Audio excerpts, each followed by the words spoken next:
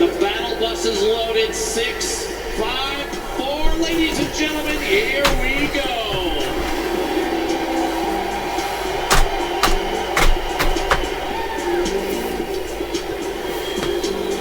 Game 1 of 6 officially underway, and on your screen, all 100 players. Arguably the biggest day of their entire lives. The average age of competitors, just 16 years old. If you're a younger fan here in the audience, you dream of one day being here. If you're the same age, you look to your peers as people to look up to and aspire to be as good as one day. If you're a parent, I'm sure you can imagine what's going through these kids' minds. Here we go, folks. Tfue on your screen.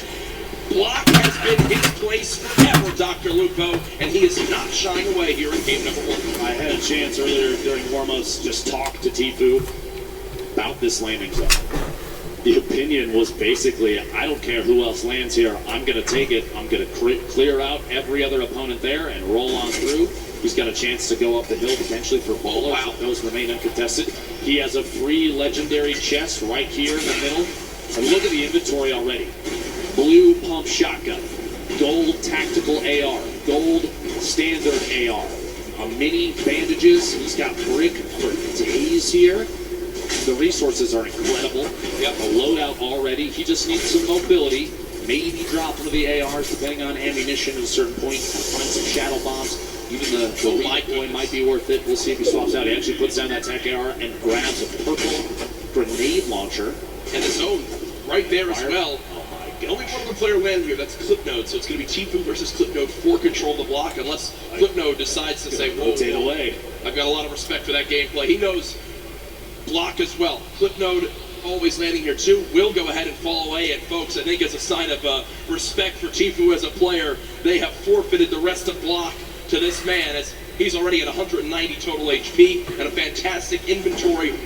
Rotating here towards Fatal Fields, Class on your screen. Bucky there as well. Class early with a little bit of a mixed inventory, but this is what we talked about yesterday. If you play Fortnite, you know that in the Fatal Fields core maze, there is loot. Well, guess what? Just floor spawns. Typically, you and I, I'm sure, Ben, break all the corn down. We farm it on up. These players know the exact route of where the loot is while it's hidden in the corn because they've studied this area of the map so much. It's the little things that make the biggest differences. Class right now looting, and no one has any clue where he is. Lucky the long farm. Grab it. There's 2 chests spawned here, plus any of the floor loot possible along the way with side stalls. Quite a bit of wood to farm up. He's got a couple little forests. He's got the fork knife quarry there, plus the ship up top. He can take that slip all the way to the top. He's got an opportunity to travel basically uncontested early game, unless somebody maybe gets a couple shots from a distance. Meanwhile, up here at Mega Mall, Pika and Keenstar hanging out inside the shops. Quite a few chests. A lot of verticality inside tends to lead to audio-based fights. Try and figure out whether your opponent is above or below and how much these players play. If they're keen on those audio cues, they'll know almost immediately. Rotating now to Lucky landing. Stacey there as well. First Stink Bomb coming on through, doesn't actually wind up connecting with too much. 16 builds in total. Now remember, we do play with siphon settings on, so if you get an elimination, you earn 50 HP. So if you're at 74 total health, you're getting 26 HP to go to max and 24 shield. Also, when you get the elimination, even if the opponent has 0 materials, they'll still drop 50 of each material type. So there's a lot of, especially early game reward, Dr. Lupo, in securing some of these eliminations. Now, Stacey right now with the top down on his opponent, it looked like he's trying to use the Stinks and that proximity grenade launcher just to try and find even one hit, which at this point with such a low ammunition, he's out of Stinks now. He still has the 3 proximity grenade launcher shots. He's kind of burning through resources. I was going to say, he sees those grenades. I was thinking exactly that, yep. Well, just trying to find a beat at this point. He knows, based on the audio, Bugga is rotating back and forth in this little brick tunnel underneath. No tags quite yet, minus a little bit of HP with the Stink earlier. Snazy still has the high ground here. Not a ton of materials, 18 builds. At some point, he's going to have to opt to either push this or rotate away. And now might be the time to rotate away, unless Bugga's going to push from behind. We'll see here. There you go. Oh, wait, actually, not even right. Never mind, he already has a gold combat number 4 slot there. Easy Bugger separating from each other a little bit, not necessarily pressuring. Early game pressure at game 1 of 6 of the World Cup solos would be could be pretty advantageous. Get that siphon, look for a shot, the heavy snipe. Before it goes, and not quite enough. Bugger misses just behind us. Snazy sneaks away. Higher floors of that north side building looking. Yeah, Uga winds up seeing that middle cherry blossom tree get knocked down, and a lot of times in competitive games, players will just hit the trees down to 50 total HP left, but they will fully remove them from the map because the animation of the tree breaking gives away your position. So if you want to make sure you stay a little bit more hidden in your games at home, only break trees down to 50 total health left and leave them. You'll get a ton of materials, but you'll also still remain as hidden as possible. Benji Fishy, a player with very high expectations for not only himself, but from the community here this weekend. Did play yesterday, I believe placed 14th with his duo Mr. Savage. And the first stink bomb comes on through, and with that damage, it looks like Benji Fishy wants a fight, but unfortunately does take 50 immediately from the back, and will go ahead and just give up his position alone. A little bit of frustration on his face, and I can't blame him. Shots push a little bit on Nate right there. Pleasant Park still inside the safe zone, so moving away from this doesn't have to happen just yet. We'll see. Nate takes an opportunity, rotates all the way across to that treehouse building in the southwest corner. Meanwhile, southwest of the entire map, Crew not alone down here. A little bit of a build fight back and forth, and they are not inside the zone. 91 players remain right now. Only 9 have gone down. It's early in the game. It's going to stay very, very high in the player count. Crew maybe waiting to see if that edit comes through. Doesn't quite.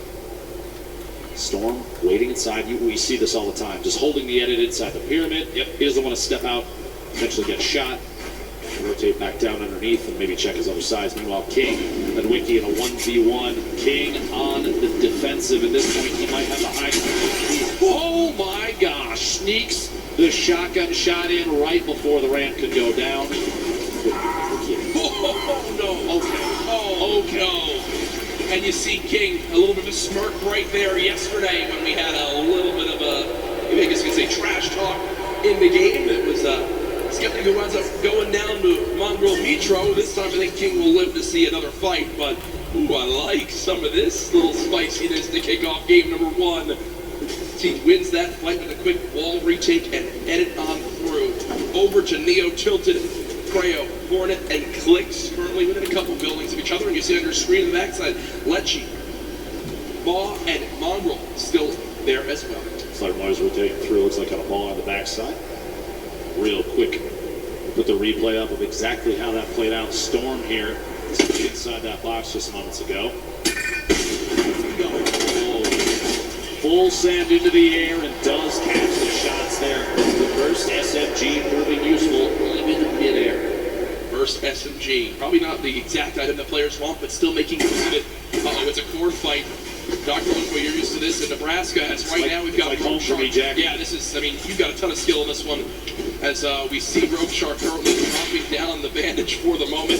Already a ramp goes through, and Rogue Shark just wasn't ready for it, so he didn't catch what happened right there, Dr. Lupo. Quick little breakdown. The campfire was placed, he lost control of his wall, but because he had no pyramid inside his box, the opponent placed a ramp and then edited past the ramp for extra cover. It's one of the fastest but most effective ways to take out an opponent when they're inside their 1x1. Left Eye did just get an elimination, does use that shockwave to get away from Erouse, but solid start as well, and I believe I did just see a fan favorite in Vivid in the elimination feed picking up his first elim.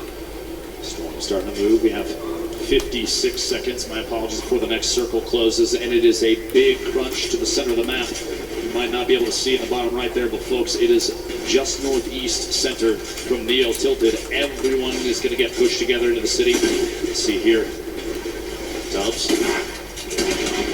Trying to push from the outside of Flint, knocks his opponent to rotate away, and Dubs does not want to let them go. 46 back-to-back hits, and he can't find a bead on Evil Mare. Goes down out here, the old Greasy Grove Ice Lake. And you see Evil Mare with still just in total about 80 HP. Got the 50 back for the elimination, so when you calculate it, really only had about 30 health left. So Dubs so close, but not able to connect with that final combat shotgun shot. And Dr. Lupo, look at this inventory for Riversong, for Team Liquid. 6 shockwave grenades, 2 minis, 3 chug splashes, a launch pad. Weapons a little bit awkward, if I'm going to be honest. Just a scoped assault rifle and a epic tactical shotgun. But Storm Surge is coming to play, and Dr. Lupo, we haven't really touched on that yet today. Inform the viewers at home as to exactly what this is. So Storm Surge is a mechanic to prevent players from potentially sitting and not engaging in fights. If there are a certain number of players at this point, when there's over 70 when the circle closes, people are going to start to take 25 damage every tick. That's every 5 seconds, unless they are over the threshold for the amount of damage done in the lobby. It's a way to encourage players to get engaged in fights without having to force anybody. You can't really just sit still the entire time. You've got to get engaged, get involved with what's going on. And it ends when we go below that threshold. Exactly. This first threshold, you have to drop below 70 players. So Storm Surge will remain in play right now until 69 players has been reached. You see Booga with an elimination, Blaster with one as well. Players above the damage threshold sitting pretty right now, but players who are below it, they're frantically searching for some damage they can do to try to get themselves in a safe spot. Aqua on your screen, one of the World Cup duo champions from yesterday. Just outside. As they did it, shots inside here. Colorful trying to rotate back away. Doesn't want to quite get caught just yet. Those splashes, by the way, one of the best healing items in the game right now in scrimmages and competitive Fortnite. An instant throw 20, and it's HP or shield. It'll transfer across both. May not be able to get the soft quite yet. It's going to cancel. He did. Oh, he did indeed. Yep. Curves apply pressure from the side. Not a lot of ammunition right now in the inventory. Only 70 medium rounds for that heavy AR. Not the favorite for a spray weapon. Rated tap fire at a distance, though. Look at how dead center this zone is at the bottom right of your screen. Mr. Savage did just get an elimination. Got him off, and Mr. Savage still alive in this one. Looking to bounce back from yesterday. I know Mr. Savage wasn't too happy with the final performance. Kurtz still, we saw the player piece on him. From Brazil, trying to rip over his family. Class elimination there as well on the Twins. And Storm Surge is now active, and the player's still above. So people will begin taking damage, and that's a solid chunk with that common tactical shotgun. But another player begins to throw their name in the hat. Doc Lupo, Kurtz, no more shield left. We'll back up at the moment. At this point, with the circle where it is, we've got 60 seconds before things start to close, and I would say maybe a third of the field is still outside of the next safe zone. You're going to see a lot of players pushing to Loot Lake. You have to realize, if you're watching at home, if you're here at Arthur Ashe Stadium, competitive Fortnite is very much about late game strategy and positioning. 74 players right now remaining does not surprise us in the slightest, to be honest, especially with how much money is on the line. Arians goes down. Start picking up that one, but not enough damage dealt. You see the Storm Surge. 2 more players need to get eliminated. I think he just got above now as players began to drop. So Wakey went down to the Storm. Skype an elimination onto Astonish. We are 1 player away from the end of Storm Surge, and there it is as we just hit the threshold. So now no more panic has to come through for these players for the moment. The next one will come into play in a couple more zones as Keenstar right now, the double qualified player from France, currently set on up against Envy's Bucky as they are within a couple boxes of each other.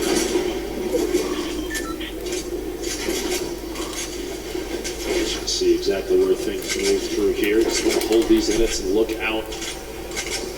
No reason to apply too much pressure just yet. He's kind of waiting to see other players that may be around him rotating away, and that's exactly the play. Bucky, by the way, a player that we've seen competitive qualifiers. He actually spent some time talking to Hogman a lot to refine his game plan as drop, and we've seen a big improvement since then. Big shout out to Hogman for helping Bucky out with that one.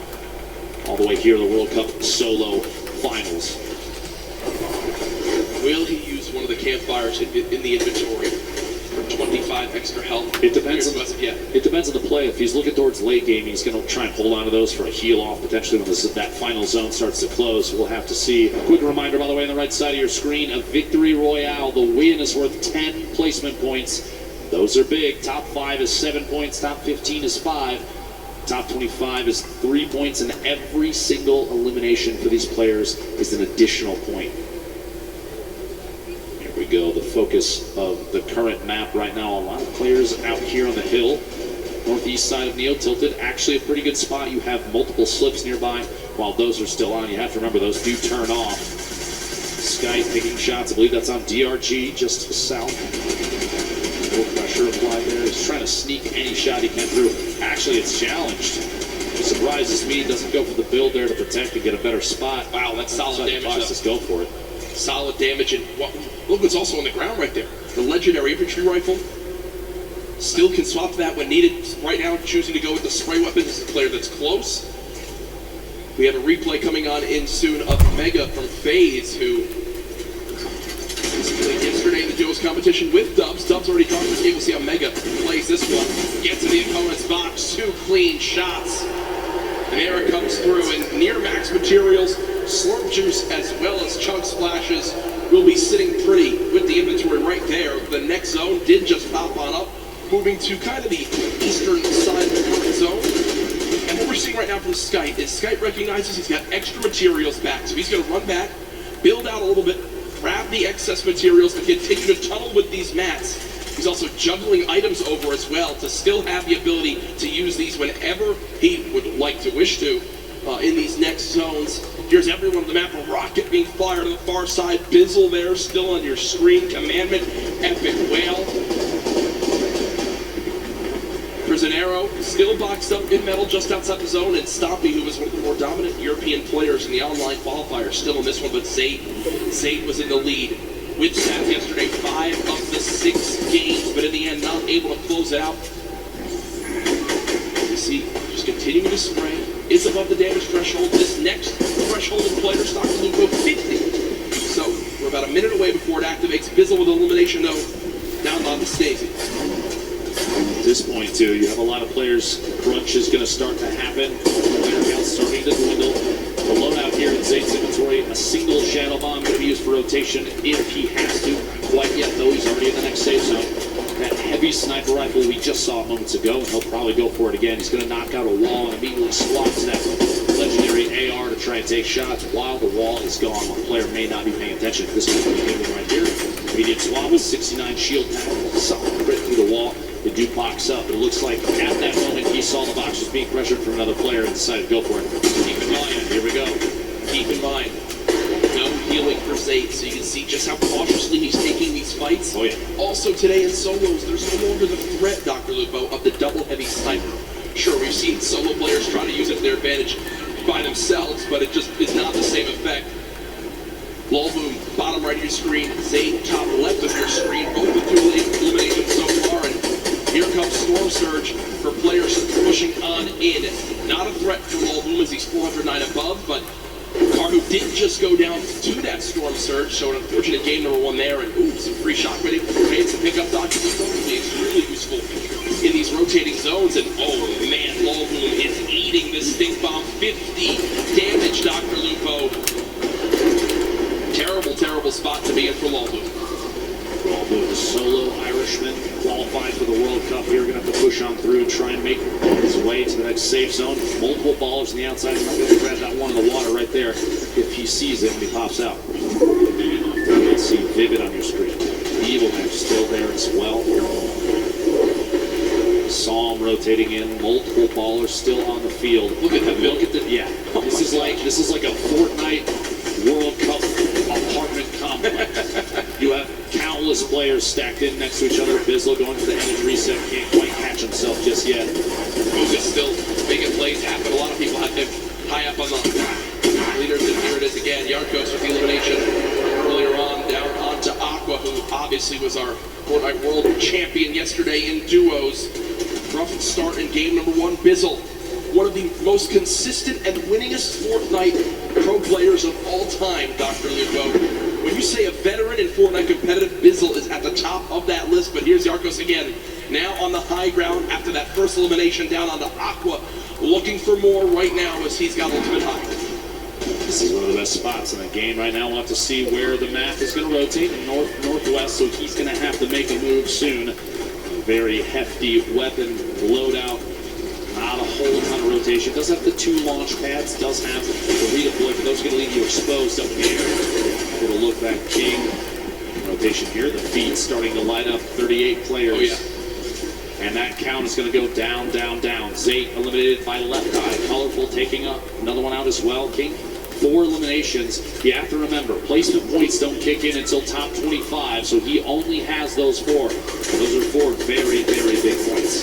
Here we go, the Storm starting to pressure players. You can see a lot of launch pads and redeploys coming to play, and those community movement mechanics like launch pads placed in the ground would be tough. A player actually just flew right through King's box. That could have been bad, Dr. Lupo. That could have been real bad. Maybe a trap play from either player. We'll have to see here. Benji fishing the feed, taking another elimination. Top 35 now. Jacks, we're coming 30 seconds away from the next circle. And Mr. Savage trying to contest Rux for height as they both continue to build on up. Mr. Savage goes for the shot. Rux gives it up for the moment. So game 1 right now, the height goes to Mr. Savage, but there's still a ton of time left. On the low ground right now, you've got Pika week, Class week, Flutterboys week, Tuesday week as well. Mr. Savage has shot down Rux for the moment. He still continues to keep height. Yarkos, though, looking to challenge right now. 27 players left. Placement points about to come into play. Yarkos takes the ultimate high on the backside there. Riverside, Team Liquid flying across right left of your screen. Multiple players. Ultimate low ground warriors down there, both in and out. Ballers. Class looks like he's campfire in the middle. Mr. Savage. King at 7 wins and has made it into placements. King absolutely the #1 performance so far in game 1. 120 total HP. Can he find his limb? No! As the crowd erupts. Top 20 now though, but King got the job done. There was 27 players left, Dr. Lupo. King eliminates the last 2 to make it a top 45 for the placement points. Huge plays there. Going down the feed. What a shot. A quick head swap there. Lucas showing lines. One of those Top 15. Top 15 men with the T-limb. Your feed in the top left. One of the most important things to watch if you're looking for players' names. Here's going to have to wait and bait players out. Now, here it is, the Shadow Bomb for rotation. He's still got 2 more in his inventory, which this late in the game is huge. He does have the 3 Shockwave grenades as well. His height needs to be taken, or even a long-range rotation. 8 players remaining, Jack Yarkos. 4 eliminations, everyone in here getting those placement points. Beam from above, no builds down. No builds, going to be tough there. Saul picking up that emo. Moving to 5. Right now, moving forward. Oh, we got 2 Shadow Bombs left, still with Shockwave grenades too. The #1 point we've seen in competitive Fortnite this weekend.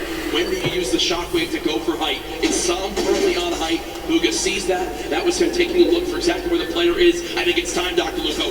No, Shadow Bomb will be used. Okay, so not quite doing it yet. Looking for a high ground. Yeah, I was looking to see. He is saving those. Don't you worry. I guarantee before too long, a player like this is going to make plays. Sitting the edge of the storm, the box up. He's going for edit shots. Big hit. My gosh. The outside. Bugha picking up his 6th elimination. Frio, Rux, Bugha all on the low ground. Mela EU. One player to Shockwave the height. It's still Sam up top. Still got it. Same floor as Creole. 1v1 up top. 1v1 on the bottom. Stuff in the box. Big hits. Back-to-back shots.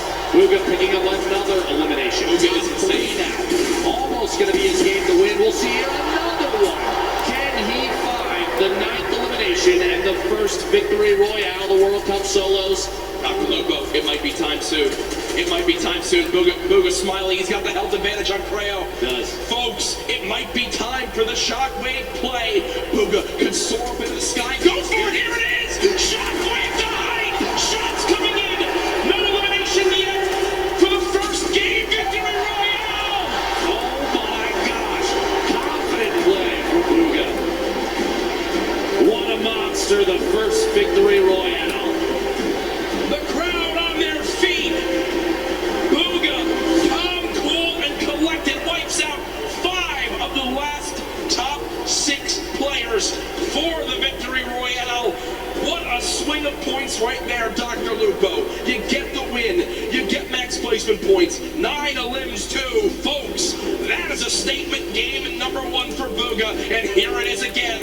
The Shockwave up. Creo tried to prepare. You see the damage coming on through, but at that point, with that much of a health advantage, Creo stands no shot.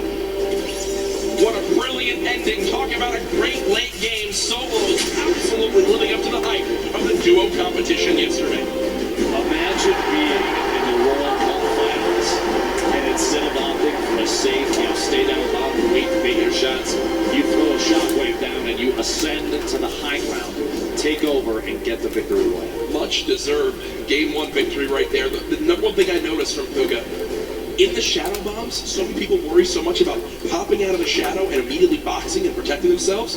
Instead, Puga winds up pushing forward, looking for where his next victim could be, and then pops out of the shadow and eliminates the player. It happened 3 times right there, and it was big reasons why he was able to push on through. Puga, an incredible performance. What is that, 19 points in the game?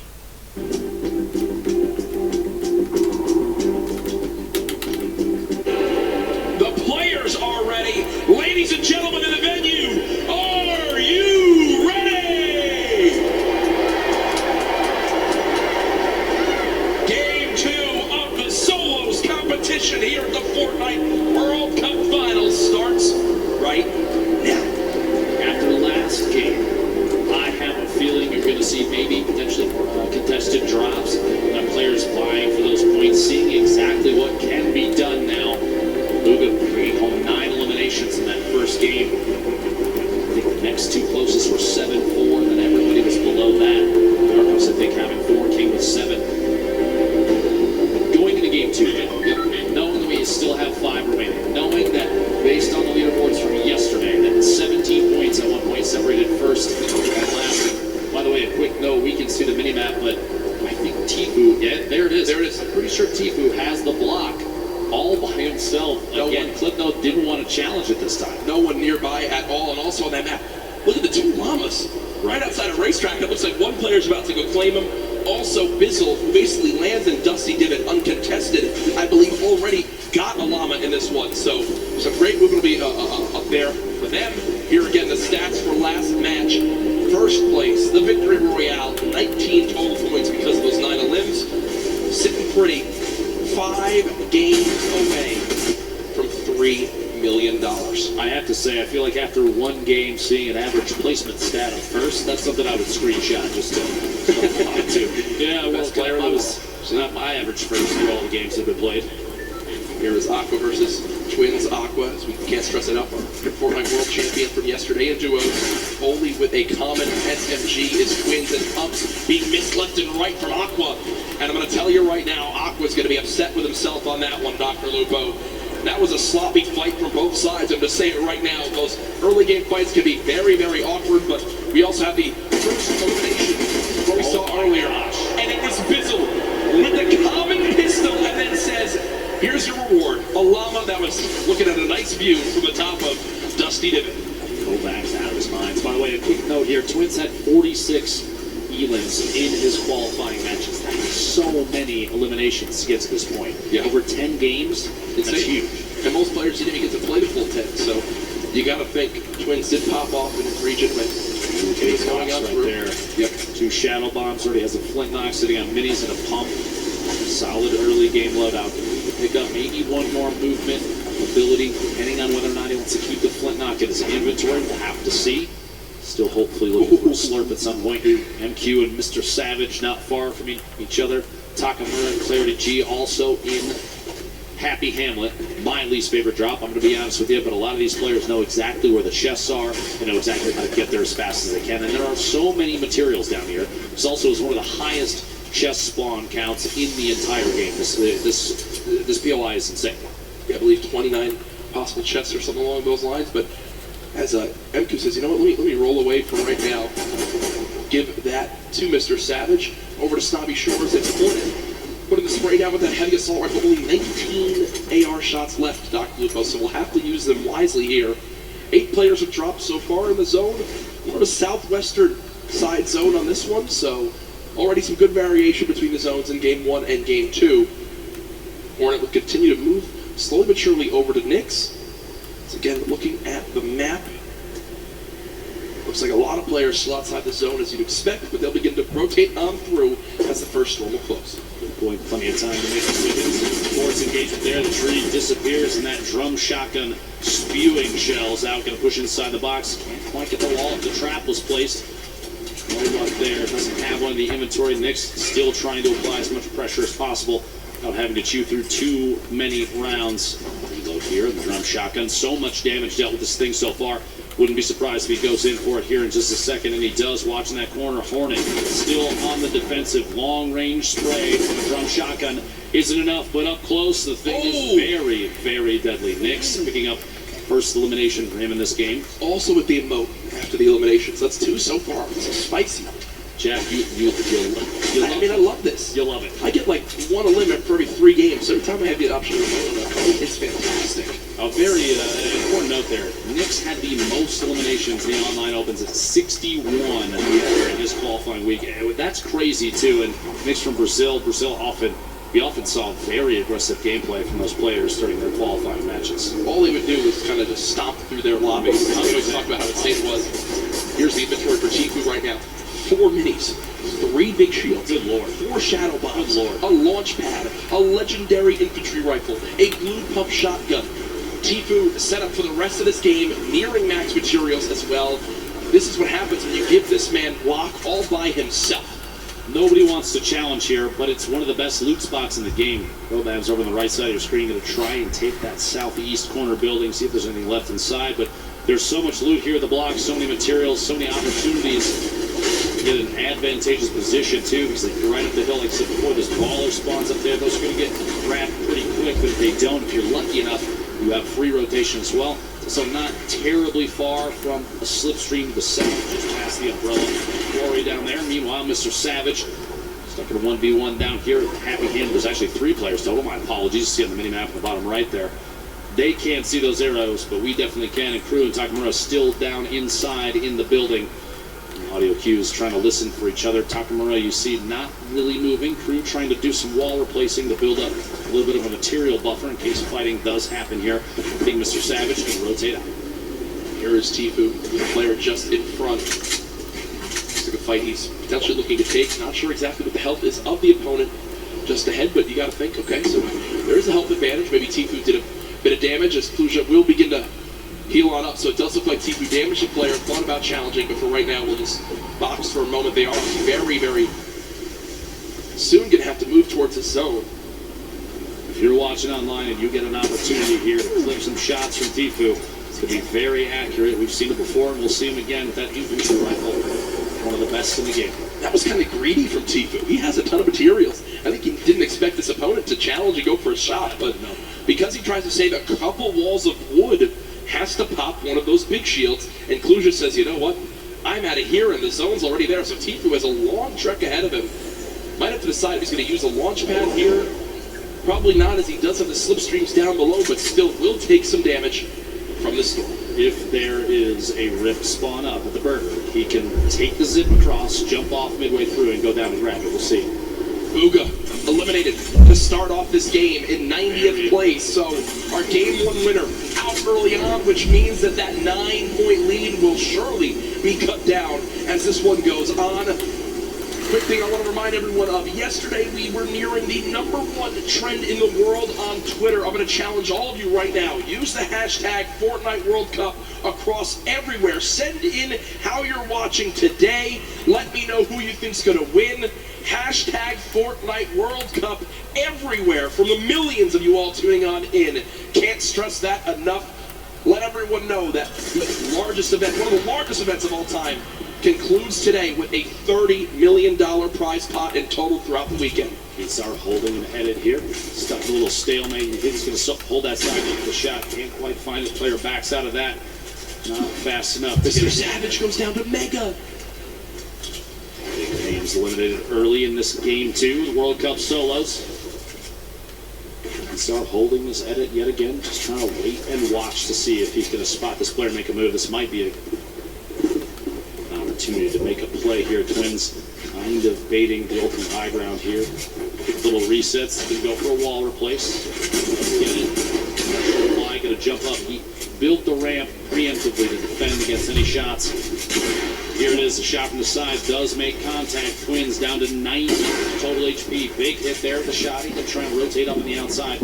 pressured against the edge of the storm, and a build-off is kind of the only answer at this point. Quinn gets down, doesn't quite find that the player inside ahead of him has the lead. Another big hit, 14 HP left for Twins. A build fight is all he's got left. He could shadow and try and get away, but if the player inside is smart enough, Keystone knows exactly where to shoot. Twins is going to go down. We'll see here. One pump is all it takes, though, with this thing. 150 HP. So, oh my gosh. almost going down there. No shield remaining. A back and forth between these two titans of Fortnite. And there it is. Keenstar finding the lead. The shot in there. Twins eliminated. Move towards Storm Surge kicking on in. I do want to point out where this next zone is. Spoke to production. We'll bring that back in for you all to see just how insane zone number 2 will be for everyone on this map. Actually, it's ridiculous. Yeah, because they have a long, long run ahead. Look at that. All A the third way of to the zone outside. off the map. Not only are you forced all the way to the bottom of the map, you've got nothing on the south end of the safe zone. Players can get compressed together. I would expect going into circle 3 or 4, you're going to see a very low player count in comparison to last game. We're already down to 75. And Storm Surge now getting ready to kick in. You have 5 players that need to go down before damage starts to go out to those that have not dealt enough of it. Yep. Multiple players bunkering up here at Happy Hamlet. Not a whole lot of real estate left. Shots going out there. You hear that minigun, one of the very, very good weapon for applying pressure to structures, especially when you see other players are taking shots at the same target. Right at the top left of your screen there. Replay between Niddle, going inside the box. A lot of love, it down. First shot follows through the second, third, fourth, and the elimination at 1 health left. If you look, after the 50 health was earned, he was stuck at 50, meaning he was under 1 HP. He had effectively 0.9% health. And goes down right there. His opponent can't win the fight as he's rewarded. Nakamura on your screen, 179 total HP, and that's a tough battle you have here, Dr. Lupo. Do you use your last healing item in the big shield for only 21, or do you hope maybe 179 health is enough for the next fight? It's a double-edged sword, a tough decision to make. Storm Surge still active. 4 more players need to go down before it ends. Trying to the wall there, can't quite find it. Quick edit up and out. It's all going to make the rotation away. Waiting. This is just an opportunity. He's basically trying to bait to see if the player inside is going to head out. Shotgun. Lecce hits the tree. It might cost him. Pressure being applied now. The 1v1 not over quite yet. Combat shotgun from above right here will be very effective. The spread from the top down position like this is like a guaranteed crit. Here we go. Shotgun behind. Can't quite make contact yet. Zone now heading for 2 as well. This player's going to have to go for it very soon. Here we go. Shockwave to push away. Storm Surge is active. He's way above, and those bandages are going to be key to survival. We'll see. I guess the swap in position. She took the high ground temporarily here. They're at a point now where they basically just one of them needs to get in the fight. One of them needs to win this fight if they want to survive for the 50 extra health. Lecce slowly taking this damage. 2 ticks every second, and it's going quick. Dr. Lupo now down to just 12 HP. This could be done here momentarily. Look at shot. No! Moffman wins it with the quick shotgun to the dome, and you see, using 4 bandages, the 50 health puts him back up to 100. It should be enough to move on in. Storm Surge now over as well, and the next zone just popped up. And it's even more southwest. Tfue still alive in this game. So far, 0 eliminations. Still, though, with this magnificent inventory for the late game. I just want to say that the bait outside in the storm, forcing your opponent to take damage, knowing that they're not healing for their own HP, basically a way of weakening them, and then you choose the time to engage, means you don't even have to be as active as before. That shotgun, take a couple shots, and that player on rotation with the Shadow Bomb. A little more difficult to see them since they're basically invisible. They are a shadow. Yeah. Is that why they call it Shadow Bomb? Not entirely sure yet. As I'm still figuring that out. Tfue not safe in the next zone. He's going to try to use whatever his opponent places down right here. No damage being applied. Try to bait this, put down that launch pad. Here we go. Oh, off for a second. He might go for the save. Chooses not to. Flying past multiple players in one shadow bomb move. And here we go. Shots from the backside. Pressure being applied on Tfue, and he's going to have to box up for just a second. There it is. Shadow bomb and door edit. Making a move on the outside. He is in the shadow form still, and you can keep this by Joe against the wall. That was not a good shadow bomb, I can tell you right now. Gotta be disappointed there. Big hit from above, down to 55 HP. Tfue, the edit from the outside, and he is eliminated by King. And look who it is again. King, the player with 7 eliminations in game number 1, keeps the aggression going in game 2. The heavy sniper that immediately destroys that wall and is rewarded with incredible loot, almost max builds as well. Tfue, a very quiet start to today's World Cup competition. There's that elimination on Tfue. Shot from above. A bit of shield damage, but a big hit from the outside. He's a heavy snipe to take that wall almost instantly. Very intelligent play there. Again, more aggressive players we've seen thus far. Yep, and it's working out up to this point. Oh my gosh, this is back down at Happy Hamlet, right on the edge. So many players on the east side of the safe zone, and this is a far southwest. Remember, about a third of it is in the water right now. Nobody's on the island, the outside. We're going to see where this goes next. There it is, focused just to the west. That submarine atop the ice mountain right there. But look at how many players are stacked on the right side of that zone. So if you're currently in this next zone, on that north or east side, you can put a ton of damage downrange as everyone has to move right at you. You see Karu does go down to Diego GB in your elimination feed. Drop coming on through. Crew boxed up, Creo boxed up. Rux under 100 health. Has to play this one safely, but they are so far on the east side of the zone. The storm is going to move quite quick, Ben. And they've got to be ready for it. There's already the first shockwave used. Rux trying to shoot them from behind, not able to get elimination there. Glass so far away. Will use a launch pad and just begin to move toward this circle. You have to think at this point with both placement and elimination before too long here. King maybe taking an opportunity to push into the first place position on the leaderboards, especially with Bugha going down so early in this game, 90th place. I love this outfit from Rux. He's a dinosaur. No, I'm talking about his real life outfit. He's a dinosaur. He's set up to play the Fortnite World Cup at 1, and then he's got a dinner date at 7:30. So good for him. Class is everything, Jack. And the guy looks great. I'm going to give a shout out for that. Best dressed, 2 extra points. The Fortnite World Cup champion right there, Rux.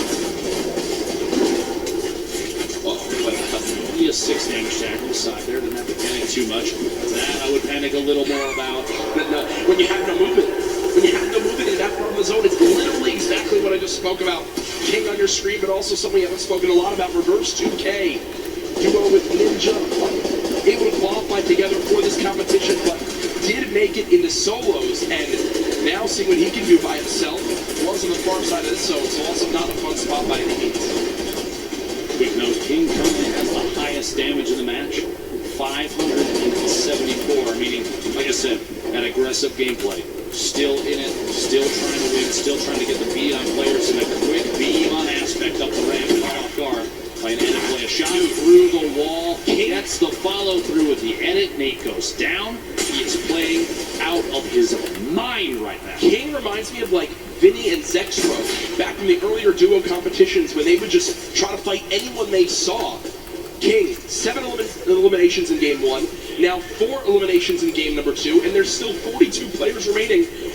And there is only one person in the next zone that just popped up, Dr. Lupo. It is as far west as possible, and look at those arrows frantically moving on over as everyone knows prime real estate is available. This is one of the most insane zones I've seen. Look at, no one's in it. No one's in it. Quick couple notes about King, one of our players from Argentina. He is the minimum age required in order to play the Fortnite World Cup. 13-year-old Savant. Wait, King is 13? He is indeed. My goodness. Jack is 11 million times better than both of us combined. Yeah. I mean, that is absolutely ridiculous to think about. Cosmic on the height. Vivid is still alive in this game. Armbrick is still alive in this game. Draken's still alive in this game. Just being used here. Looks like Will again placed the launch pad, and what you saw right there, a ramp placed backwards to bounce off of it so he doesn't go all the way up and you can see a sitting duck up in the air. Kind of flows quite quickly towards the opposing player. King, imagine winning $3 million as a 13-year-old. I mean, I think I would have bought like a razor scooter when I was that age, probably. And enough ice cream to, don't really know where I was going with that, to be honest. A lot of ice cream. Surprised that food for topic here. The push through the air. King getting aggressive into that safe zone. Here we go. Going to have to hold the wall for just a moment. He'll drop down. I like this repositioning. He doesn't want to remain in the same elevation. He's got multiple floors now. In case he's to take a drop there. Yarkos gets beamed from the side.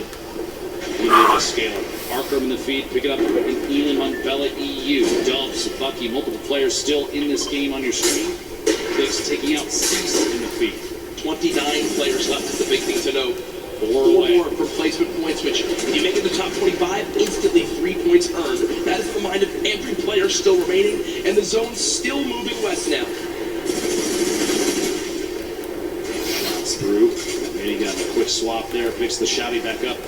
Interesting little play on the fly there from Miguel. Do it for just enough damage to the wall. Here we go.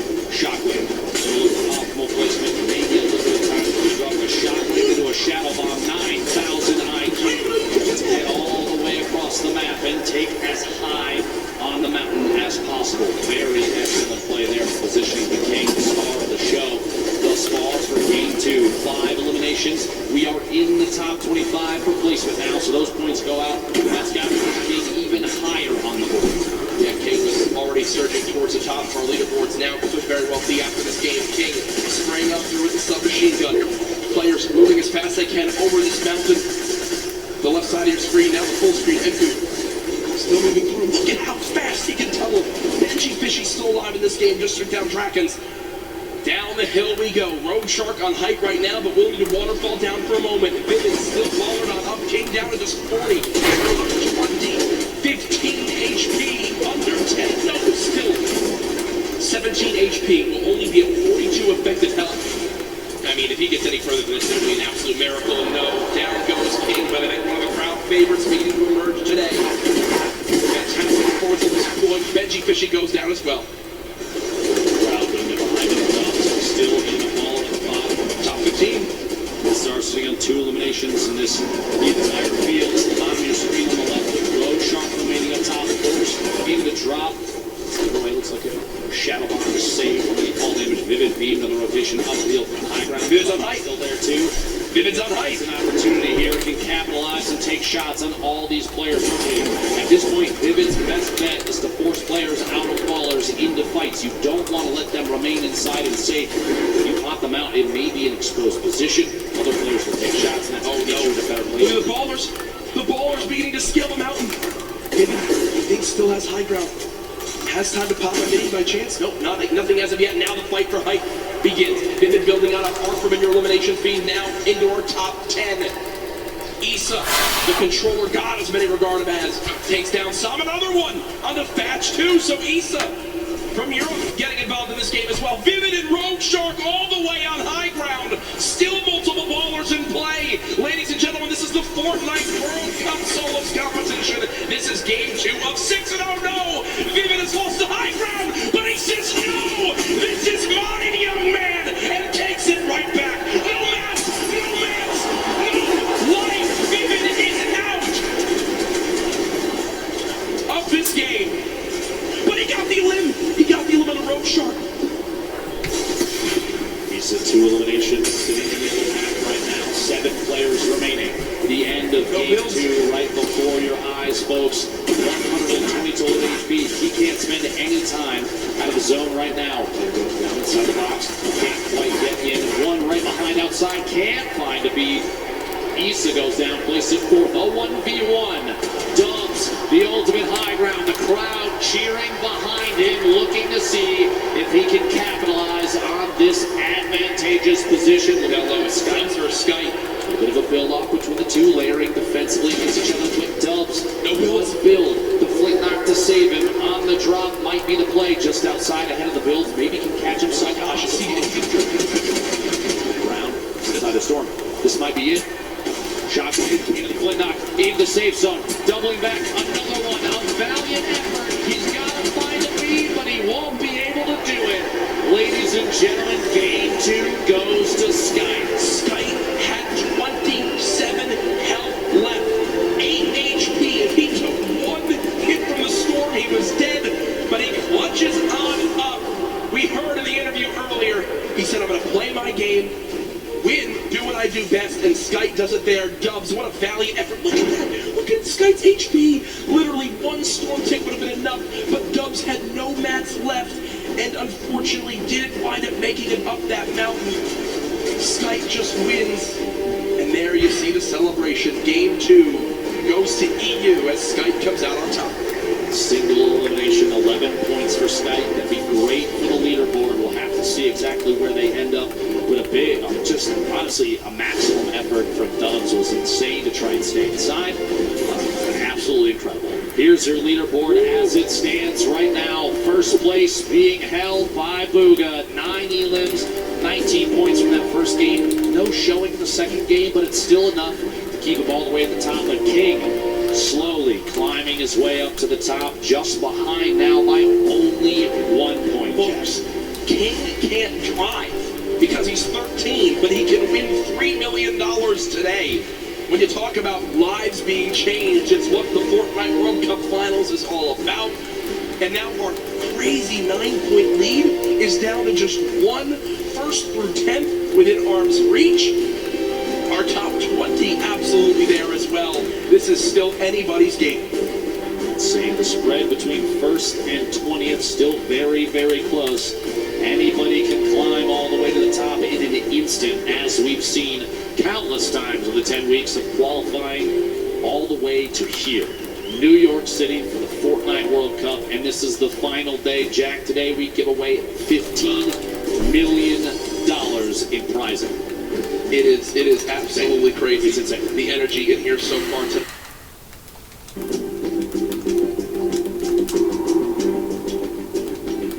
It's now time to jump into game number 3 here for the Fortnite World Cup Solos competition. The countdown has begun. The players are loaded up in the battle bus.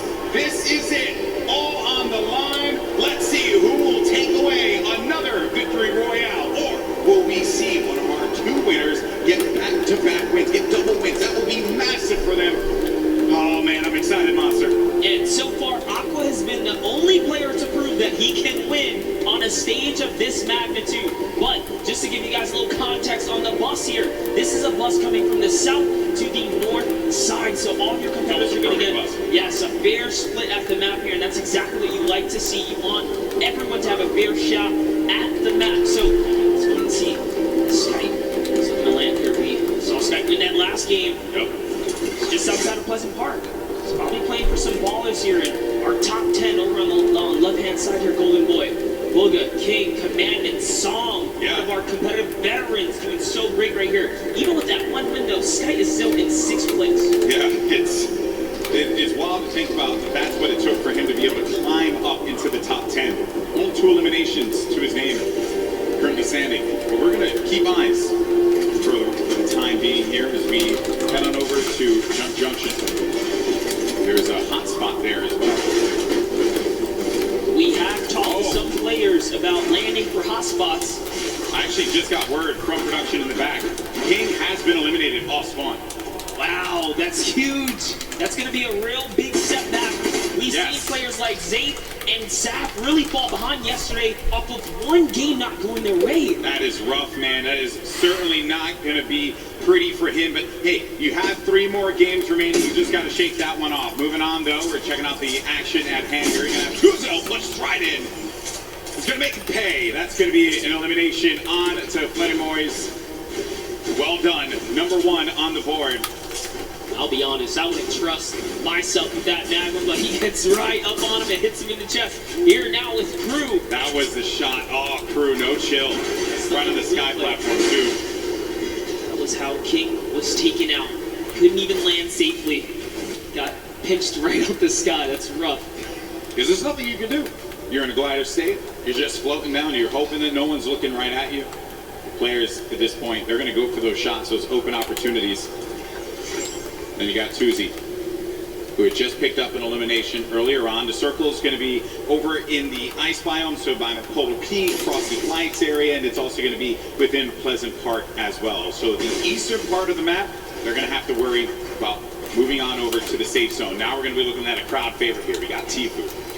Yeah, He's had the best run so far. He's been playing the blocks. He's been getting out of the block successfully. It's actually Clipnode who's been landing here from the Brazilian region.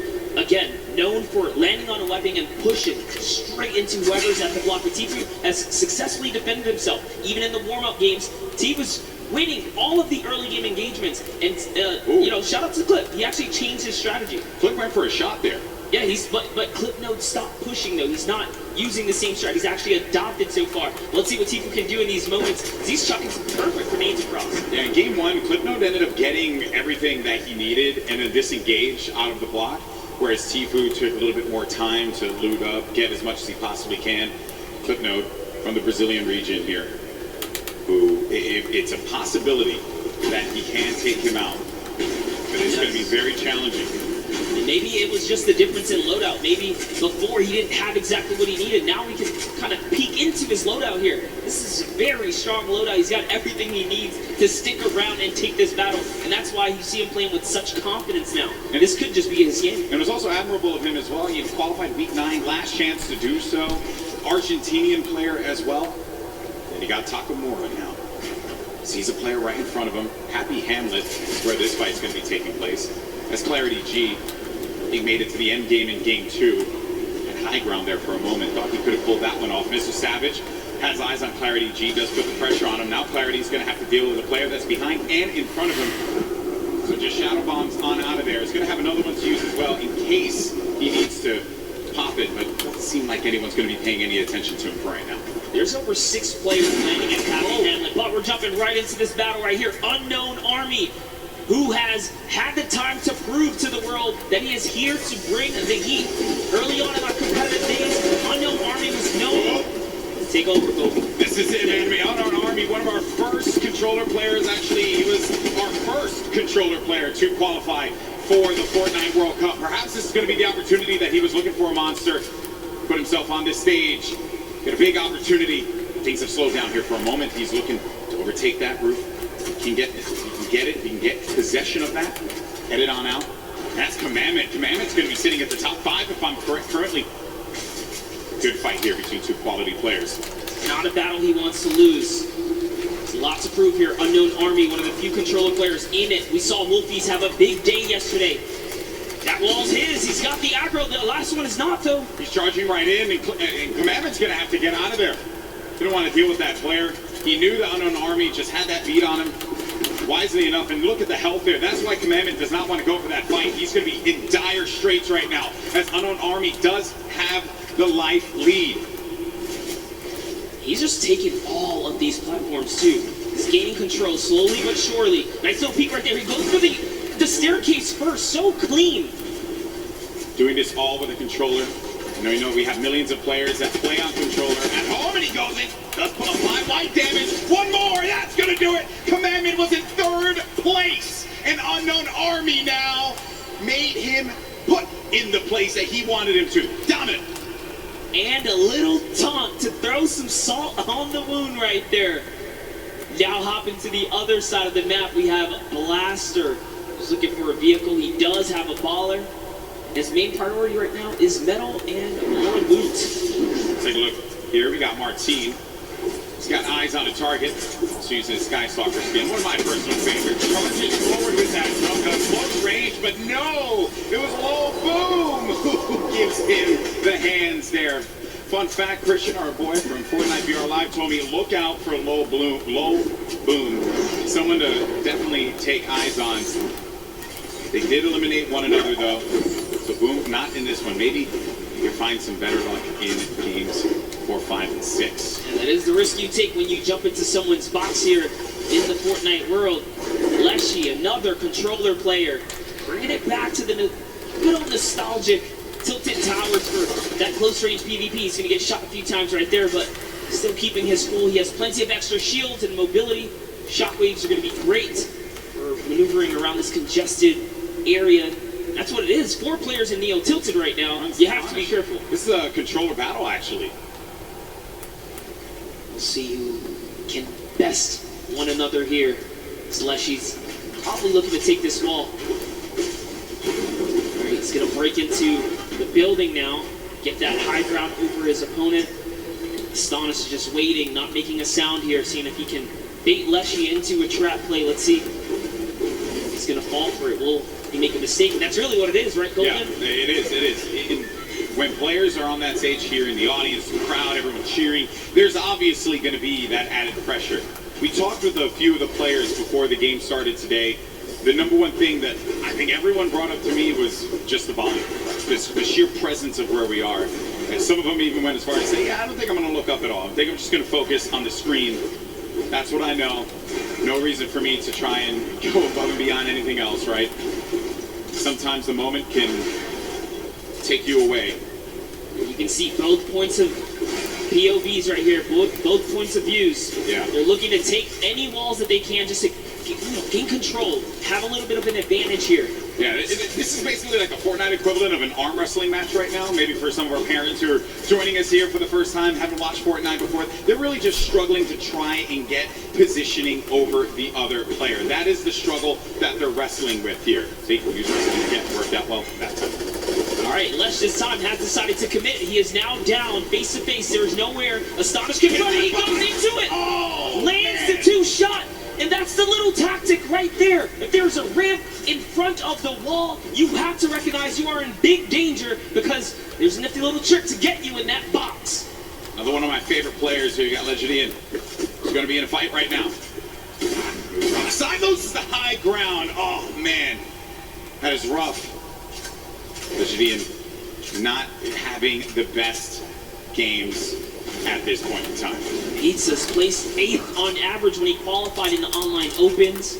On average, across every game he loaded into. That's very high for placement. And now he's picking up elims. Unfortunately, like we said here, Legendian just not really connecting the dots today, but it's not over yet. We're only halfway through this competition here. As Lechi has to get out of there. Whew, that could have been very dangerous, but gets an elimination on Kinstar. A massive elim here for Lechi, who's sitting right now at 2 elims currently in this battle at Neo Tilted. Representing for all the controller players across the world, Leshy, very dangerous.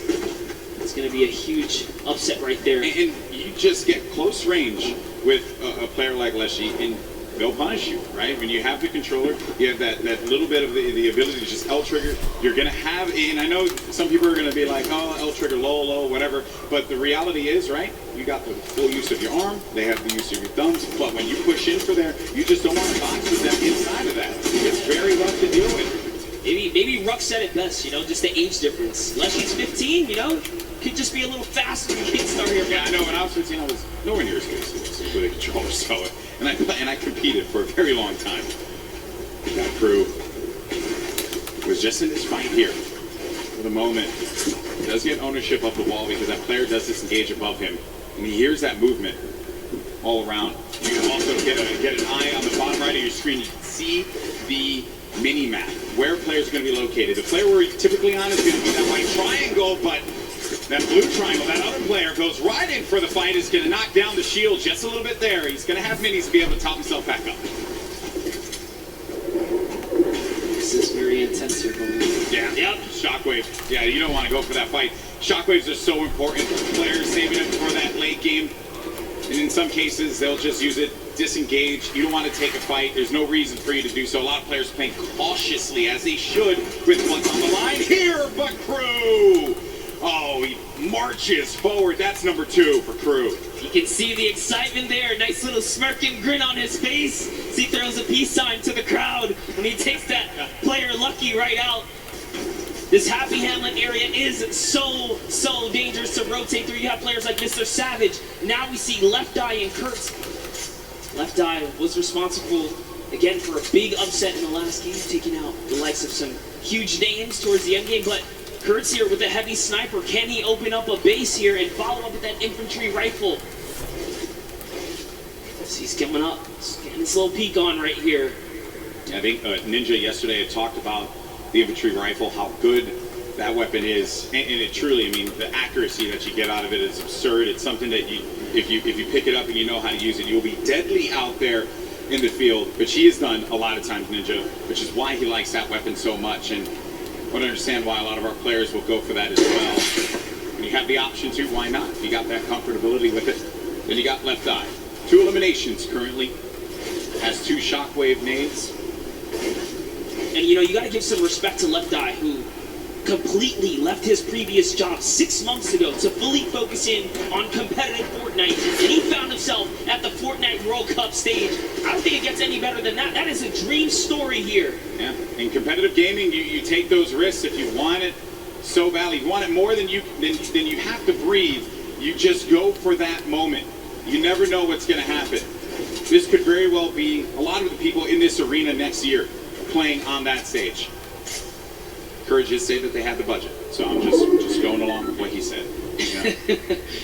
All right, but here we have Tfue playing his classic high ground center map, more or less. He does have a lead for the next zone. Yep. Movement options for him, which in the last game, he had the shadow bombs. Didn't really pan out for him because King, very thirsty, went for just all the water he could possibly get out of that one. And I say he certainly was quenched in his thirst. But then Tfue now, this is, sometimes you're blind and then you just become a magnet, and that is unfortunate. It's Clarity G who picks up Tfue. Unfortunately, right there with one wall open from behind him. That's not so placed difficult. down, unfortunately.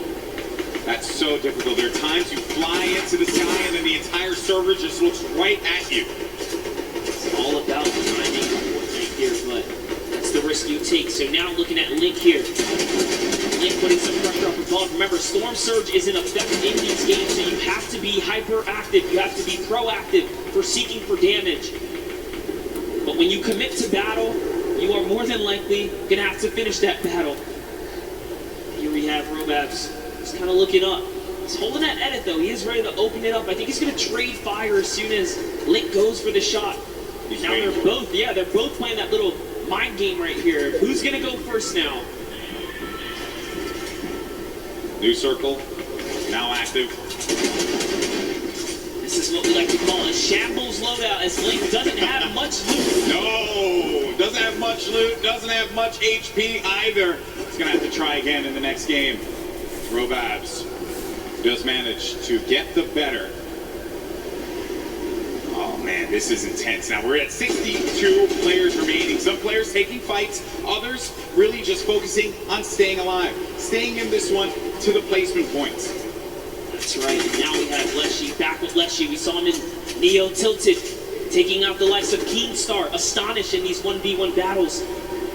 Clearly not afraid to jump in your box. And oh man, with a loadout like this, 6 shockwaves, 3 launch pads, all the ammunition in the world, and zone favor right now. He is looking very good in game 3 right now. Yeah, he's got a lot of builds. He's got tons of stuff to work with. No reason why Leshy can't make it to that end game. This is going to be interesting. Controller player. Let's not forget yesterday, Wolfie's controller player in 2nd place during the Fortnite World Cup Duos competition, along with his teammate Roho. There's Leshy though, applying the pressure. With that shockwave nade, he gets right on top of a nice spot, nice position, kind of planning himself, understanding a player's going to be around there, but now all these players looking right at him as he just has to play defense. No choice. Gets tagged up a little bit, loses some of his shields. He'll be okay for the time being. The amount of players you see on the stadium side that once he showed his self to that angle right there, and everyone just collapsed. That is so scary. And it's still coming in, but he's fending himself off, punishing another player off to the east side right there.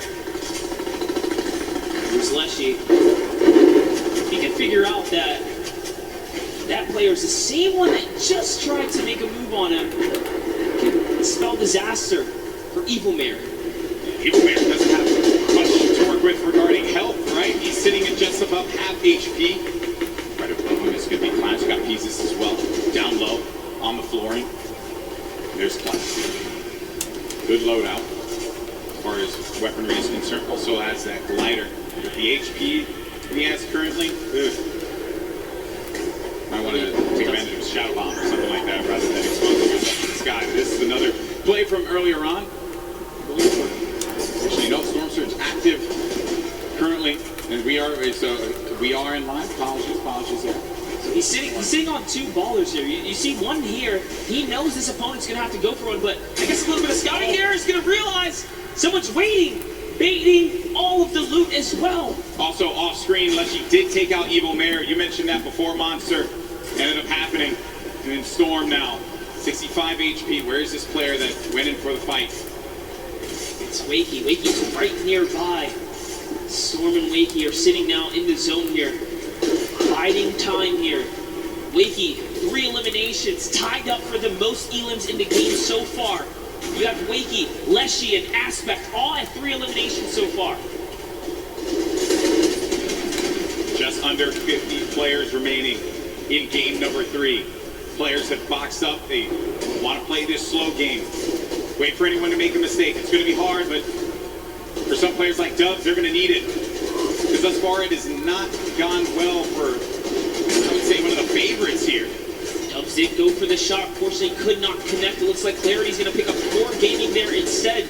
Dubs, we saw in the previous game, do that baller all the way to the end game. Yep. Really playing slow and methodical here. You can't stand still. Dubs has definitely found himself a target nearby. You see some, I think they're just looking at each other. They know exactly what's going on. Circle's going to be closing down now. We're going to find out where the next one is. And that's when players start to prioritize these rotations and movement. Dubs does have a baller. Has been his strategy. He did it in game 2. He had the ball pretty much all the way until the end there. Got shot out of it. But it did bring him to a 2nd place finish.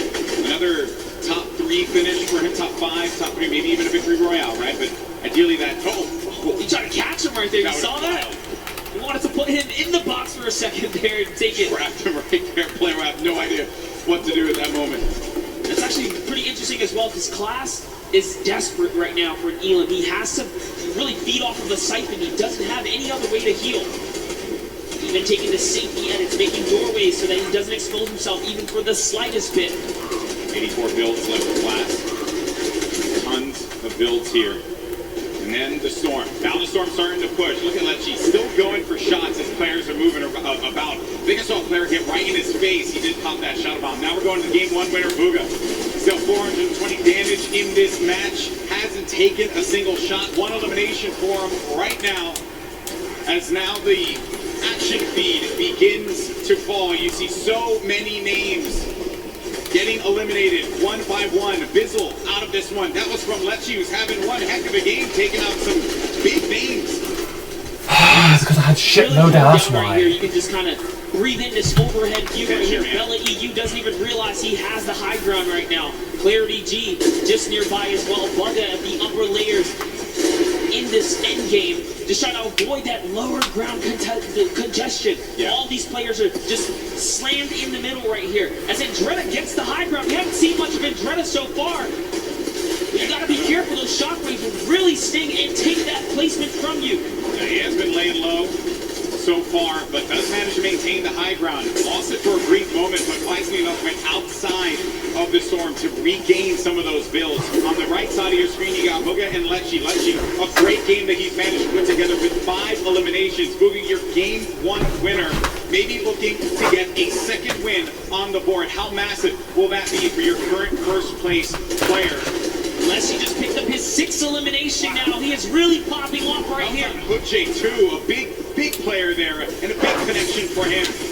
Lots of builds to work with. Bugha does get another one. That's Kinzel.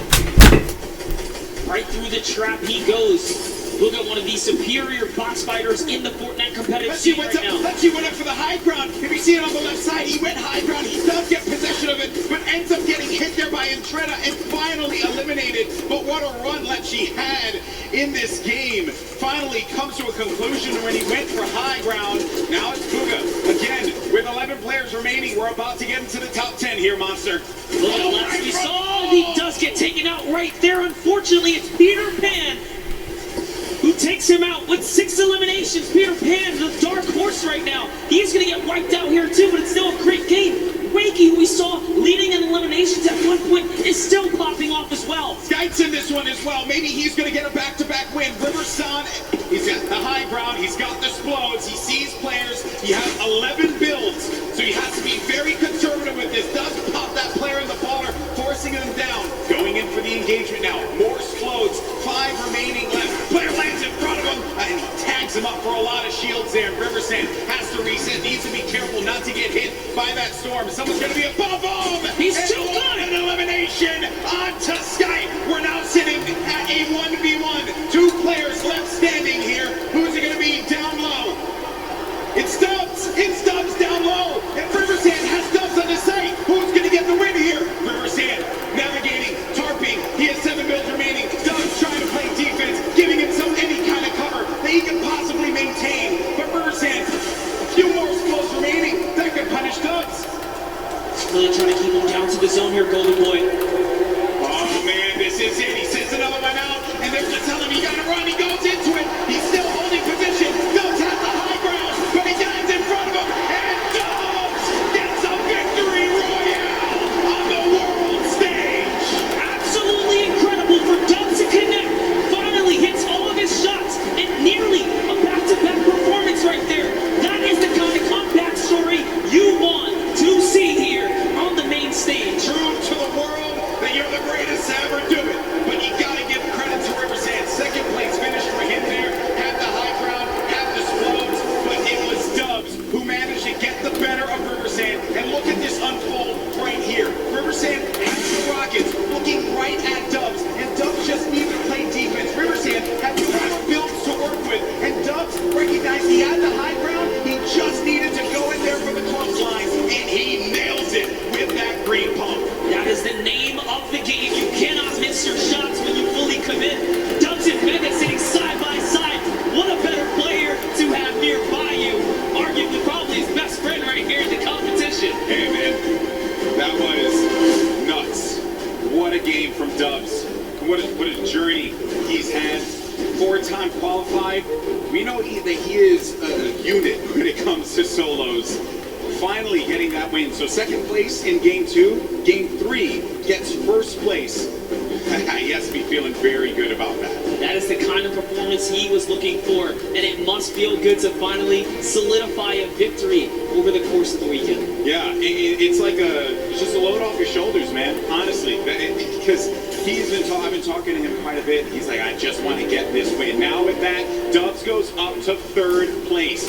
At the top, though, Skype, he managed to make it to the end game, as well as Booga. So, our 3 winners, 1, 2, and 3, in the order of which They took their victories, Game yes. 1 was Booga, Game 2 was Skype, and Game 3 was Dubs. 19 points, 1 point shy of taking second, and Booga, way to hold on to that positioning at the top of the mountain. King is still here too, as is Psalm, as is Commandment. They've all been in the running, but that was a great fight to see the West and the East clash in those final moments. I love it, man. I love it. Another, we look here at 11th through 20th. Epic Whale, Quexy, and Issa all managed to get up in the standings here, as well as Left Eye and Wakey. Oh, what a game that was. Game 3 did not disappoint, but I did get...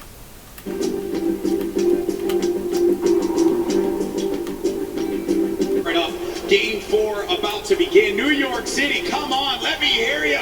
It's about to start. It's about to kick off. These players need your energy. The battle bus is getting loaded. Look at everyone in the stands. What about that Marshmallow concert earlier today? Incredible stuff, that live performance from him. You love to see it, but this has been a wild day thus far. Now the question is, can Bugga, Skype, and Dubs continue to hold their lead? We saw King fall out of the running last game, and it set him back That's right. 4 placements. That's right. That's right. King is going to be someone we have to keep a keen eye on. Not a king, a keen eye on. Keep a king eye on him too, because Sure, why he's not? You a do king it. out there. He really is, man. I think someone on Fortnite Confession said, if you have that name and you take out a player like Tifu, you got to live up to it. That's you right. got to live up to it. But there's the standings once again to get you all up to speed. Booga's still holding on to his first place position. Skype and Dubs right behind him.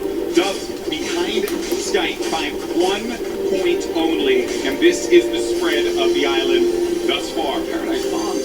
Some players are going to start to land over there in just a little bit. Dude, Frosty Flights, what is going on there? I see 7 arrows or so just outside of where Dubs is currently positioned. Dubs, our last match winner, in great fashion. You can see he's playing the Crack Shot House here, where tons of chests spawn. I'm also noticing over at the block, I saw another player there. I did not expect that, another body by the block, but he ended up disengaging out of there. And Clarity G off screen, Legend Dian as well. They're going to be some of the first to fall in Game 4. Here's a nice little fun fact. 46 of 68 points were scored in the online opens through Dubs placement strictly. So he definitely knows how to get to endgame. We already know him as one of the most mechanically gifted players, especially with his duo partner Mega, who, by the way, they're both qualifying. One of the only teams that are full qualified. And sitting right next to one another as well, as you saw when Dubs picked up the win. His first person to congratulate him, his teammate, Mega House. Rux. There you go. That's what I want out of Rux. At the start, Arkrum. And that is a big elimination. Shaking the head. Shaking the head. Feels bad, man. Oh, When friends collide. Ouch. yeah, that is a rough one. Then you got Nixon Niddle. Nick's a Brazilian player. He was clinical during the qualifiers. Always seeing him in the top 10 each and every week that he played. Everyone in the region, everyone in the Brazil region knows how good Nix is. There's one player right below him, and maybe Niddle is going to experience that for himself. Nix does have that life lead here. We'll have that shield advantage. Niddle, a little weak on the HP side as well. Listen, Nix is here to show why he's the first qualified solo and duo player from the Brazilian region. There's only a few players who have the title of being fully qualified or double qualified for the competition here. Nix is one of them. He's hearing all that movement up above him.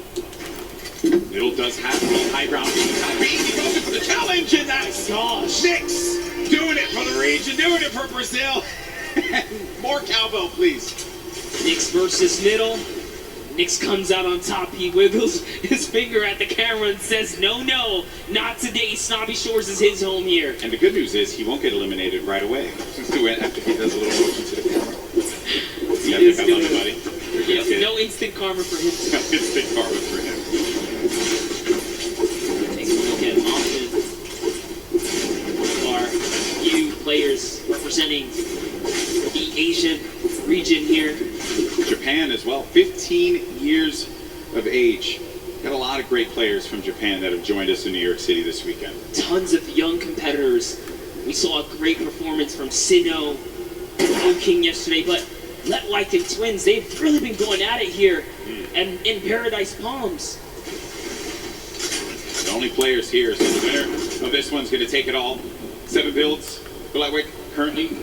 HP, Little Dire. Twins also going to be in a rough spot too, and I won't get an opportunity to be able to pop that big potion there unless he goes for it. Okay, he's making it happen. He's going for the big potion pop, and he does get it. That's going to give him a slight advantage in this fight. The difference was no hesitation here as Letwike is going back in and he's going to help disadvantage here. All that shield's going to be gone out of that one monster. Let does go up above him, and no! Twins got caught looking, and that's Let who benefit with that Chug Jug. I'll tell you this, so much confidence. Confidence is key when it comes down to these PvP battles. He just went all day, he was committed, and he was, hell bent on getting the win there. But Ghost Issa, we haven't seen any Shiny Chef action all weekend long. Good to see Ghost Issa here on the main stage, as he deserves as much love as anyone else. What's he gonna do? How's he gonna represent for himself and his fans? It's a battle, cross-regional battle here between Muffin and Issa. Muffin from Japan, putting this region on the map perhaps. Issa, well-known player in the space. He's been at this for quite a while. Off screen, you just saw King's name in the action feed against Team. Another shot, actually. Issa getting third party. And sometimes when you're in these fights, you just don't expect when another player, they're going to they're gonna hear the gunfire. So they're gonna try and push the fight, maybe get an advantage out of it, and then it's Mega! Mega marches on in and gets the better of Issa. Now is gonna have to deal with Moffin, does not have that floor quite yet. Moffin's holding it down, does he get the hack through? Moffin goes in for the fight, but that's gonna be another one! Number 2 for the Mega Man! We wanted some Shifty Shafts action, and we got it right there. They are just unfortunately in the warpath of Mega. He lands right outside of this area. Good on him to rotate through and catch him off guard. Here's a nice little replay from That was Teak. That was King the taking out Teak. yeah, the King elimination on Teak. Huge for him. All right, Unknown Army. We touched up on him in his pass earlier today. At one point, he was actually somewhat shunned out of the competitive discourse for being too aggressive. Little did he know that was the perfect way to find himself here at the World Cup stage, because it was all about pushing players and getting eliminations. Has their opinions, strong opinions on within the competitive community. I'll tell you this, he came right back as being everyone's, favorite friend all of a sudden. That's good. That's good. Obviously, it's this is a competitive game that is still continuing to evolve and grow. Players, trying to learn one another's personalities and stuff. I understand we do have a replay though from one of the other eliminations that had happened earlier on. This is Pika. Look at this, Pika jumping forward, finds one in front. That's a third party. And this player now having to look at Pika, but that was nasty. Pika made him pay. Pika ordered a quick 2-piece chicken nugget, and Aqua was a part of it. It's so Deep fried unfortunate. Aqua's really been struggling so far in this solo competition, but I'm sure it's a breeze for him now, being that he had such a huge day yesterday. But jumping in with Zayt here. Right now, Aqua's playing with house money. That's what we'd like to say. Huge performance from Zayt yesterday, but unfortunately for him, not going to be the case in Game 4. Hood J, his first elimination is on to one of Fortnite's greats, Zayt. The fight continues against Dracones. An artillery strike right here, and Dracone's going to have to back up here. As Hood J is going to get a moment of peace, because he's in the lowest level. He doesn't have to worry too much. Dracone's trying to axe his way through the metal, and kind of look right there. That's his loot, respectively, if he can snatch it really quickly, but no, he's more focused on this battle right now. And sets up a cone as well. And Dracones, from the Brazilian region, so there's this aggression. That's what they do. They'll go after the fights, and they want to get in your face. They don't care. They don't care what region you're from. Absolutely loving the rhythm right now. He's really messing with the cadence of his axes, but he's going to get punished. And now he's the one who's on the defense right here as he backs up and takes a defensive stance to go ahead and heal. Doesn't have any shields, no minis, unlike Hood J, who has 2 more remaining. This is going to allow him to bounce back. He's got all the mats now, Golden Boy. Yeah, he's got everything to work with. Sometimes you gotta go, just farm up, pick up as much as you can, or maybe even disengage from a fight. It may not be worth it. It's okay to disengage. Play the safe game. There's no reason that you gotta get aggressive, get in their face. We understand that is what the region likes to do, but in this instance, hey, you're playing for the long game. Yeah, and I talked with Macwood and Calculator in the Players Lounge for a while, and I asked him, what do you do if someone disengages? Do you respect a good disengagement? He says, it depends, If both of you guys are in a weird situation, they'll give it up. There's no reason for you to go for a fight that you're just not comfortable with. Crew, though, he's looking for a fight right now. Has this player playing a little defense, but he ends up getting tagged, and now it's going to be him on the back foot. Has to take a moment, pop a mini. That was the best case scenario for him, because he still has full whites here. He did not lose normal health points. It was just his shield that was ripped off there. 2 quality players right now scrambling against one another. Pika, get rid of the trees so that you can get above. You also get a little bit more resources out of this. Perhaps it's right in front. Oh man, later on the corner there. Pika, he just had that brief moment to move away. Saw him move ever so slightly down low. Just saw the tip of his head. This is an intense battle. Pika versus Crew. Crew, a double qualified competitor here. Didn't play in the duels competition yesterday. And of the 2, he's the one who just goes in. He's not the IGL see how he can handle himself here. We're just playing solos now, and he's in the zone. He's found himself in the zone. Yeah, they're going to get ticked for one in the zone, and they're pretty far from it. He doesn't want to play off that camera angle, but he's going to chuck a brilliant grenade right there. It's going to open up the box. Now you're inside of the Storm Monster. What do? You're engaging in this fight. You're losing health little by little. What's the play now? Got the No! med kit, but he couldn't connect. The play was just to go for it. Pika gets the better, but he's going to continue to take for health. Does have a launch pad though. Can fly back. He's really far from the safe zone. And I just gotta say, that was Crew's game to win. He managed to turn it around and get that right camera dominant angle back, and he could have had it at that moment, but Pika's prime positioning put him over the ramp. He lost sight of him. He let his guard down. He got punished for it. And this is from Pika's perspective and how he got the better of Crew. With the burst SMG, the weapon that I happen to favor quite a bit. I like it, although I do like to set myself up for failure sometimes, so I'll pick up the burst SMG. It won't really end that well for me. But for these players here, they know how to take advantage of each item in Fortnite. They are so good at really working with what's in front of them. Now the format, as we mentioned before, we're pretty far from it. Okay, so when you get to 25th place, that's when the placement points start to tick. But each elimination is going to give a crucial point. These have been some low point games. If you watch the online qualifiers wondering, man, we're seeing players getting 60, 70, 80 points, even 100 in some instances. Those are the online qualifiers, a different format. These are the best players in the world going against one another. The gameplay is going to slow down just a little bit as they all fight for the positioning. Yeah, this is definitely that time in the game when everyone kind of positions up and the heavy congestion begins, but King doesn't care about that because he's King. He's looking for a fight. And arguably the first zone to fight in, approaching zone 4 and 5 here. He's a savage. He's a savage. He does not want anyone else to sit upon that throne. It should only be him, but it's okay. Sometimes you don't have to be that thirsty. You can move away. That player popped that ramp in front of him. He gets out. And look at this, look at that. That was so brilliant. He changes his angle there. He's like, you know, I'm not going to use this side. I'm going to go around and start collapsing in on you, just losing or pushing that player out in uncomfortable ways. Oh, I like this. He's going down low. Master at finding angles here. He's just looking for the best way to break apart his opponent right now, and he's really playing mind games. Now, suddenly, this guy doesn't know what side he's safe on. He's losing all forms of real estate right here. You know, King, he just constantly wants to be in your face. He's done it in each game that has happened, and he always seems to just know where everyone is. Like that is a trait that.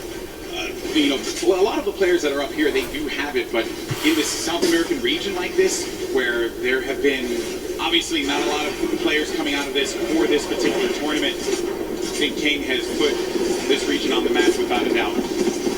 He is truly representing here. This King is tracking is phenomenal. He's still keeping track of Tuesday here. Now deciding he's going to replenish some materials and refortify all of this area. Sanctioning to himself here. This is why he's in the running in the top 10 here. We saw him get taken out earlier before, but this is why he plays the high risk, high reward. If I'm being honest, that's how you take first place. You put it all out there and Go hope big or go home. everything goes in your favor, honestly. Go big or go home. King fight over on the mountain there. Tuesday's next in, as well as Keemstar. And King, he's gone. He's flying over to the next target here. He just doesn't stop. Into another box fight he goes. And now he's going to reposition here and set up for the prime push. This is ridiculous. Look, he's still going. He does not care, people. King wants to jump into your box. It's at once now! Oh, what a beast! What a beast! He's not here to play. Laser's going to go down. Bow down. We thought Booga was one of the best box fighters. Hold up, it's time to do some reviews here, because King is putting himself on the map here. All I want, Ebola, if you're listening, I just want you to do a VOD review of King, okay? Get us a VOD review, Hopefully you please. just agree on that. Wild stuff, man. Gets the window. Boom. Right to the face. Right to the kisser. He's already looking. And what's wild about that fight, too, is a lot of players would have just stayed stationary in that position. Storm was coming Yeah, in. they would have been content with being somewhere safe. He had his target, and he just went right for it. Incredible. Here we have Dubs now. Center zone. Still has a baller. Bucky still in the running here. Leshy also getting right next to Dubs. Also has a baller. So they're probably not going to get into too much of a battle, but who knows? Maybe they'll be Storm baller Surge buddies. is still a thing. Maybe they'll be baller buddies. Maybe. But you're right, though, about the Storm Surge. You really are, because if you're not putting in damage, 0 eliminations for Leshy right now. How many fights have we actually gotten into? Something's going to be above. There's Dubs. Minigun. That minigun goes right through your builds. Very powerful against structures. Dubs only with 2 eliminations is actually the match leader, and that's because he's just Damage. pinging other players. Yes, just damage leader. And we just talked about Storm Surge. That's why you want to be proactive. You want to shoot at anything that moves. Because realistically, you don't know when you're going to find yourself in that precarious situation where you have to push someone like pretty much, And it was, not wanting to. and we were talking about this before we jumped on the cast. I think it was Zake we were discussing. He's really good at not putting himself in a position, but still to get hurt, but still take shots. And Benji Fishy against Storm. First elim for him there. So then the trap above his head through the window edit opens it up and hits him with the pump. And now we're on his perspective. But as we were mentioning before, sometimes from a safe position, go for the shots. Go for the shots. Maybe you get perhaps in King. He's taking fights outside as well. King is still here to play, Golden. 2 eliminations, 53 wins for him. Running with that blue combat shotgun. Great range on that item. It's far away though from where the half-in, half-out circle is going to be. We're at zone 5. This is when things start to get a little crazy. What does King have as an option here? Is he looking for people on the move and then punishing them? Maybe trying to get the community launch pad, perhaps, if someone throws that down? What is he looking for here? It really wouldn't even surprise me if he's just looking for elimination to recap on materials right now, because he doesn't have enough to full tunnel across here. Knowing his playstyle, he's probably going to want to push here. And there it is. He actually found a launch pad, so his game awareness was at an all-time high here. Take a look here. Tfue, next to the replay right there, one of his first elims.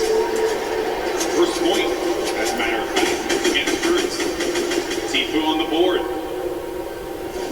The King. What are the chances of that one? Yeah, the good old community launch pad right there. Great neighbors. Paying attention to what's going on here. Can Tfue make a big comeback for himself here? A little concerned about that player who had headed it out. And Tfue did have the mark on him. Guy though, you hate that one. When you just get focused on so much. You're out and about, trying your best to stay up in this game. And then everyone looks at you, and then Tfue again, and he's doing damage, but he's not getting the elimination. Other people are siphoning those away from him. This prison arrow was just snatched from him. That's another point that unfortunately does not go his way here. He does have some shadow bombs though, so he will be able to make it to this next zone. He decides that he's close enough to try and target in, but now he becomes the target of the server because he's only building in wood here. People can take note of the structures being used. That will give you an indication as to where they are currently. There's the round 2-box metal, perhaps. Metal, the strongest structure. In case you're wondering, maybe watching for the first time, wondering what's going on here. Your Game 3 winner, Dubs. 2 eliminations. Still has that baller, but it is a very weak baller. I mean, look at that thing. It is cracked up. Not only that, he doesn't have health either. He's very, very weak here. He has tons of materials though. He just has to play for placement and continue to hold this lead that he has right now on the competition. King gets taken out by Mongrone. Fortunately, right there, and Bugga is still in the running here as he catches Flexi, and the kill feed is lighting up right now as players are dropping, and we're approaching placement points finally here. We're getting very close to it, Monster. Once we hit 25th place, everyone's going to start to earn some points. Right at the side of your screen, 3 points for everyone. Still alive, but Dubs, do we mention it? That baller was in dire straits. It was not going to be able to survive another rotation, and neither was he with the HP that he had currently. Then the rotations, everyone's starting to move here. They have some shadow bombs. They're going to use those and get to the other side, get to the safe area, build around and protect themselves, and hope that they can continue to gain more placements as we take a look at the overhead. That's right, he was holding his breath because he needed to get that top 25. He didn't break it through in time. Everyone left in the game has already gotten placement points here, but you want to play with the next threshold. You want to continue to stay in this game here, as that's exactly what Tifu's doing with the Shadow Bomb, hopping around the builds here, trying to keep a low profile. Bizzle still in the running. One of the innovators when it comes down to tarping and pushing out with effective and clean builds. Just one of the greats of Fortnite altogether. On the side, I was looking at this fight between Ruxin and Riversand. Riversand went for high ground numerous times, and Tifu gets eliminated by Mongrel. And then Rux has high ground, as you see on your screen to the left. Then you have Bizzle, still very much in this one. Takamura with more eliminations and earning placement points as more players begin to fall. And we're coming down to the final moments, Monster. That's right, we are. And we're going to jump into Takamura's POV here because he has 4 eliminations, and he doesn't plan on stopping. Neither does Mongrel, because Mongrel crouches Benji Fishy as well. Take a look here at Takamura. Tarping out, he is going to fall down, and he's going to get shot a few times here. What he's going to do is he's going for the high ground. He sees an opportunity, it's his to take. Now jumping over with Mongrel, who's in the low ground. Drops another player right here. Is he going to be able to connect it full? Can he convert here? He does not. So many players are landing in front of Mongrel here. Coming down to the wire. Top 9 remaining. One in front of Mongrel. Does he get the elim? He manages to just get away by the skin of his teeth. And now Mongrel gets up to the high ground.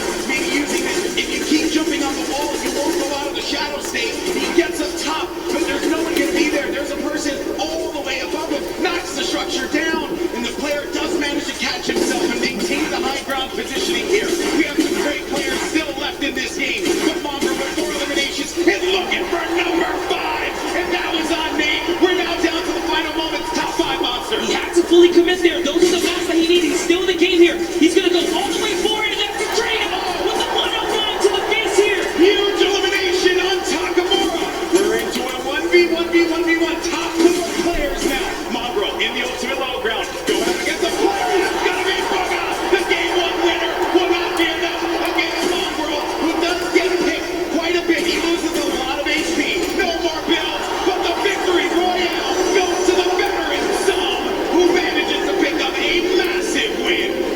Using the shockwaves in the final moments to snatch the high ground, Som claims a victory, but it's Mongrel who had a ton of eliminations and really was the ruining factor for so many of our top 10 competitors in that round right there. Mongrel was running a rough shot in the ultimate low ground, but it's Som, the vet.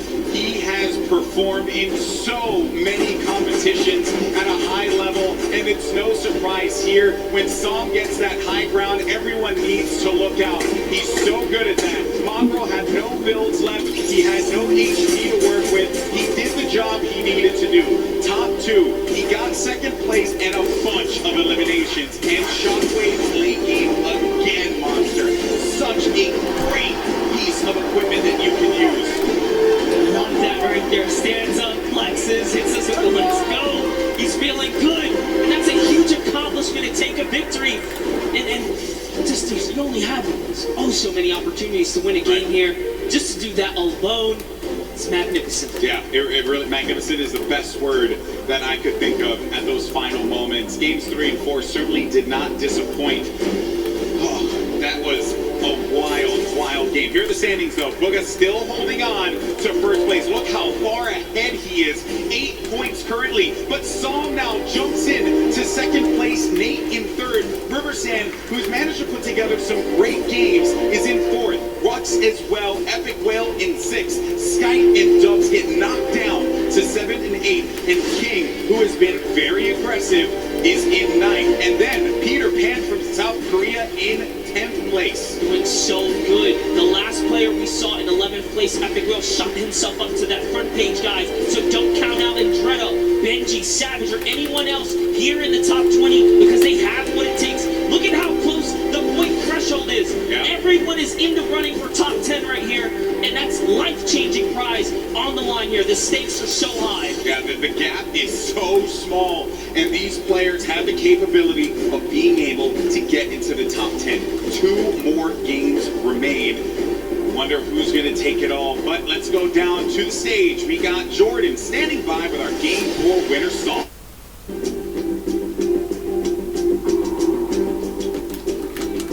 His way to the top with ease.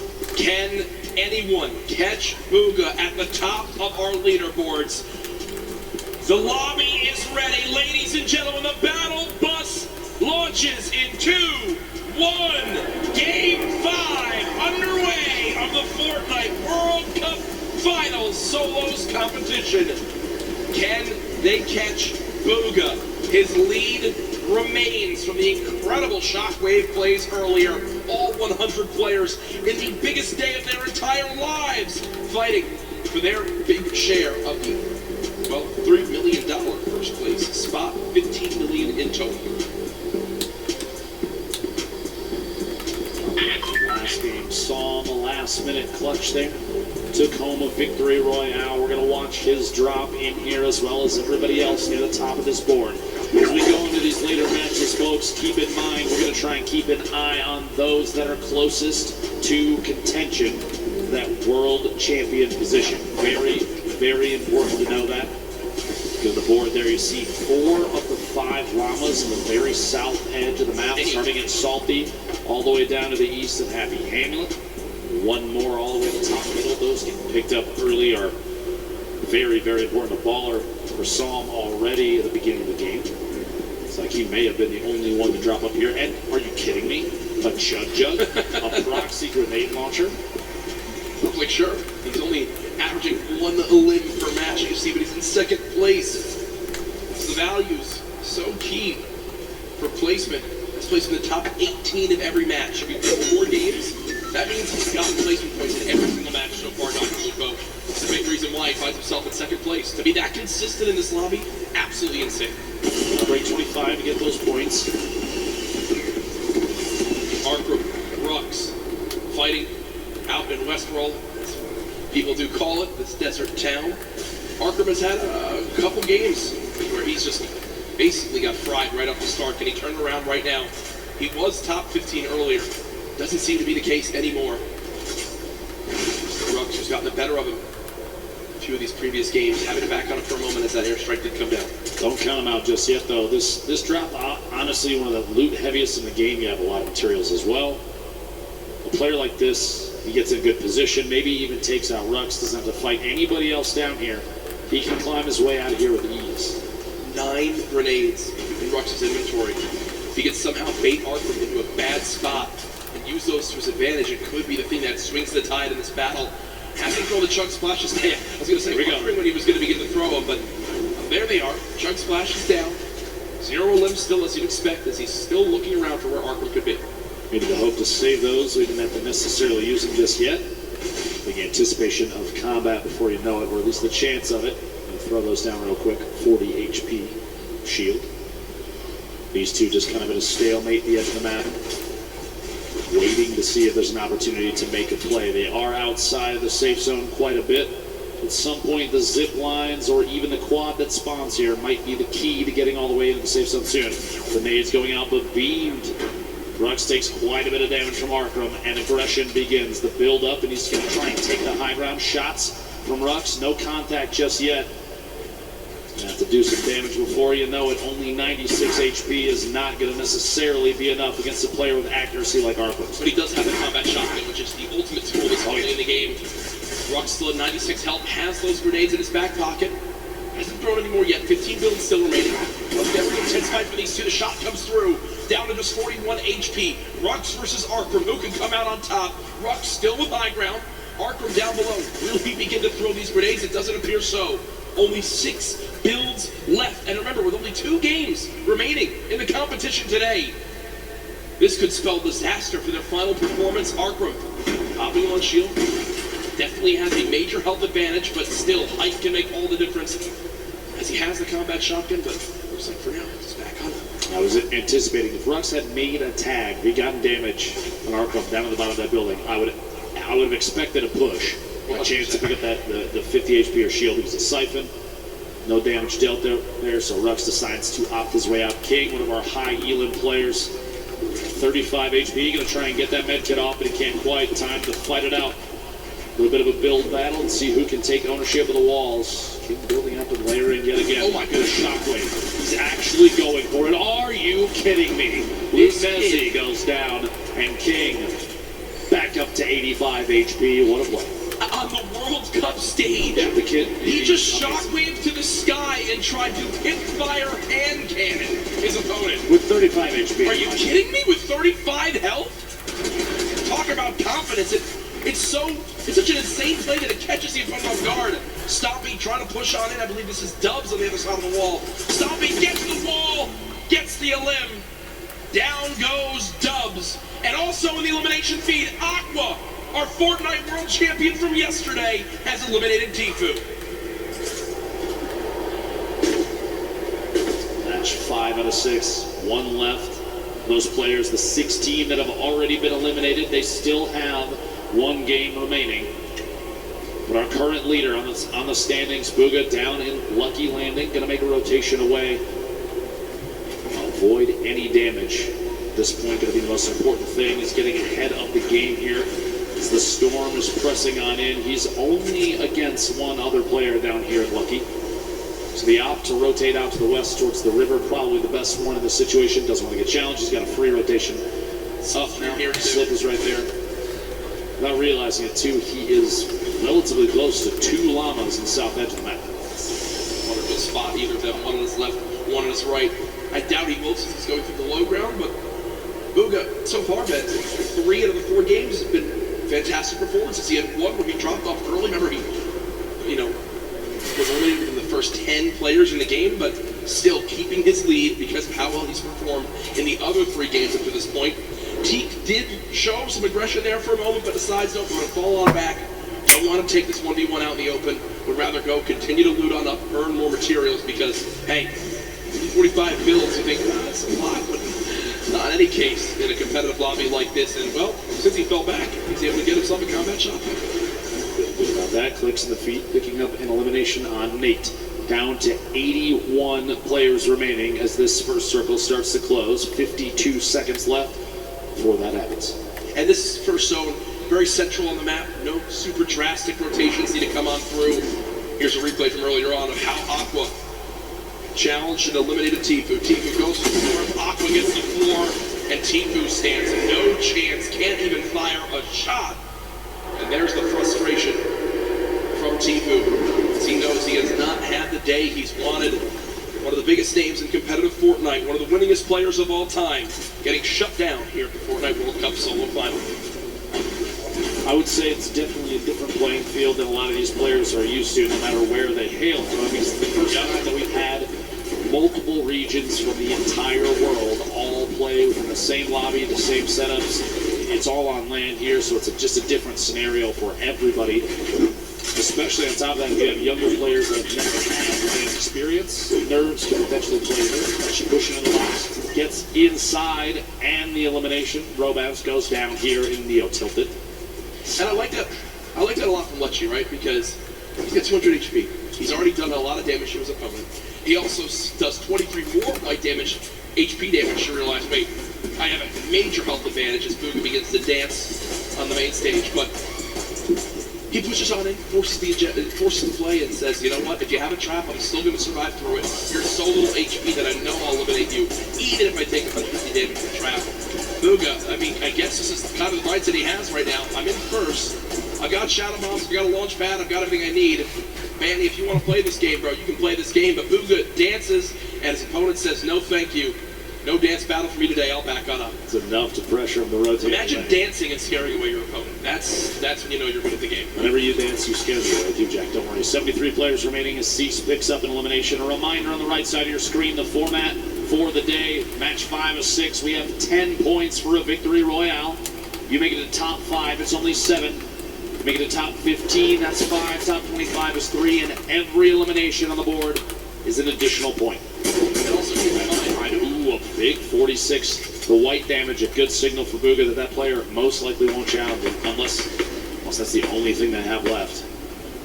No pressure there. Is an opportunity to just rotate away. another thing to keep in mind, you see right there, 40% extra materials when farming. You also have a max count of 500 of each material type. So you cannot carry 1,000 wood or 999 wood, 999 brick, 999 metal. No, it's 500 of each material type. Players building inside this new structure, the monster that the glorious mech defeated to save the Fortnite Island. Hashtag teammate. Ooh, a solid hit there. Scalar going to pressure from above, knowing that ramp was closing it off for just a second. Going to try and take the wall to edit from above. Why is he not throwing a stink? Doesn't own it just yet. Very good question. At some point, that's going to have to come out. Maybe pressure the player off of that campfire. Well done. Good boy. Still kicking. There it is. Still kicking. These stalemates for taking walls, one of the highest pressure situations, because you're on the verge of a box fight. Who is your opponent? You know they're going to push in. They have a trap that might take a wall and place it. Shotgun shot 160. The blue pump. Very, very powerful. That's 160 to the jaw right there. That's what people missed about the pump shotgun when it was vaulted. As we all know, recently was brought back into play, and for reasons like that, so good in the up-close fights. It's, for a lot of people, the one spot where it just completely outclasses all other shotguns. There's 4 shotguns in play right now in competitive Fortnite. Storm Surge did pop up, but it went away almost instantly as the sloppy has dropped a little bit quicker as things have gone on. People maybe getting more desperate, challenging more early game fights to see if they can get an advantage. Sam, who won our 4th game, using one of these big shields, and look at the inventory right now. Big shields, chug splashes, and I like that a lot. Sam at first decides, you know what, let me use this big shield, I'll get the full 50 health out of it. But because his opponent interrupts it, realizes, well, what's the lesser of 2 evils? That is popping 2 chug splashes, giving myself as much health as possible, and not playing greedy. I like that from Sam, a sign of a veteran player. You got to take what you can get, and that's a perfect example of it right there. At this point, he's waiting to see if there's an opportunity to sneak a shot through on the surface inside that ramp. He doesn't own it. Every time he does a little bit of damage, he has an opportunity to replace it, and he does, in fact, take it. Push on through, get the wall, goes for the edit, put a big shot from the other side, down to 71. Those chug splashes coming in big. He might have to wait, though, that last one. Don't know if we'll have time to use it. Pressure from the player inside. Rotating down, immediately popping a hole out and getting in his baller. Opts to not take that fight, and probably a very good call, seeing as how he took a ton of damage on the inside before he had a chance to move away. 110 total now. The baller's full HP, though. Here's River Sam. That legendary Bolt sniper rifle. 175 total health to take a bit of damage right there. Often set up on the left side of your screen in a metal box where you know going to be challenging that. Fully built metal. It's just something that when you see it in competitive Fortnite with how little ammo you have, you're basically like, all right, I'm not bothering you. You're set up. I'm not bothering you. Just don't peek out and shoot at me because it's almost impenetrable, it feels like, with how little time you have to shoot and how little ammo you're having in these games. Call fight for next round. Let's go! Another one of these close box fights. Gets that ramp. Tries to challenge forward. Basically edited it into the opponent's box. That's good, Jay. For the proof high, mate. Will get the combat shotgun. So a major upgrade from a common tactical shotgun up to a combat shotty. And I'm sure everyone that plays Fortnite knows just how good that is. But back over to River Sam.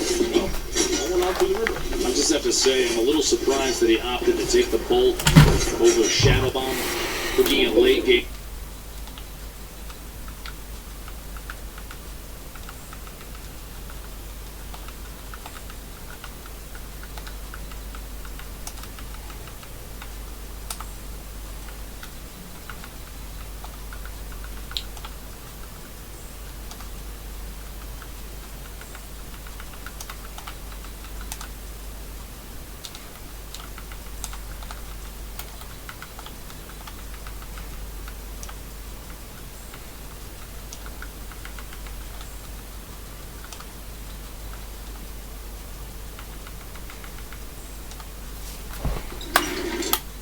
the Vodafone Big Winter Sale. Book your car.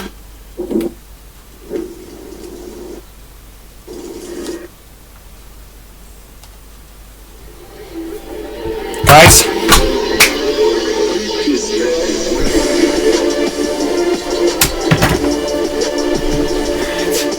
let's have a look at the pictures. Like, picture of that. Total 14 kills. And we like 30 headshots. There we go, I'm back in. Oh my god. Right, game 2 starts tomorrow. Let's go, boys. Told you we wouldn't stop. Told you that. Let's go, fam. Right, that's total art. Let me just do that. Let's go. Oh, I'm happy now. That's it, because that's the part of the tournament. I can't,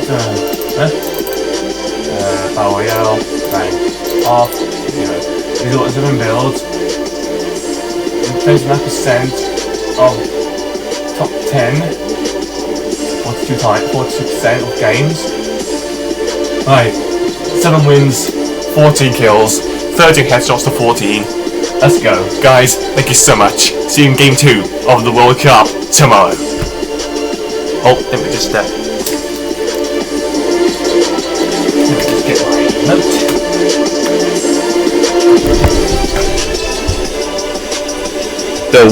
The Fortnite World Cup champion,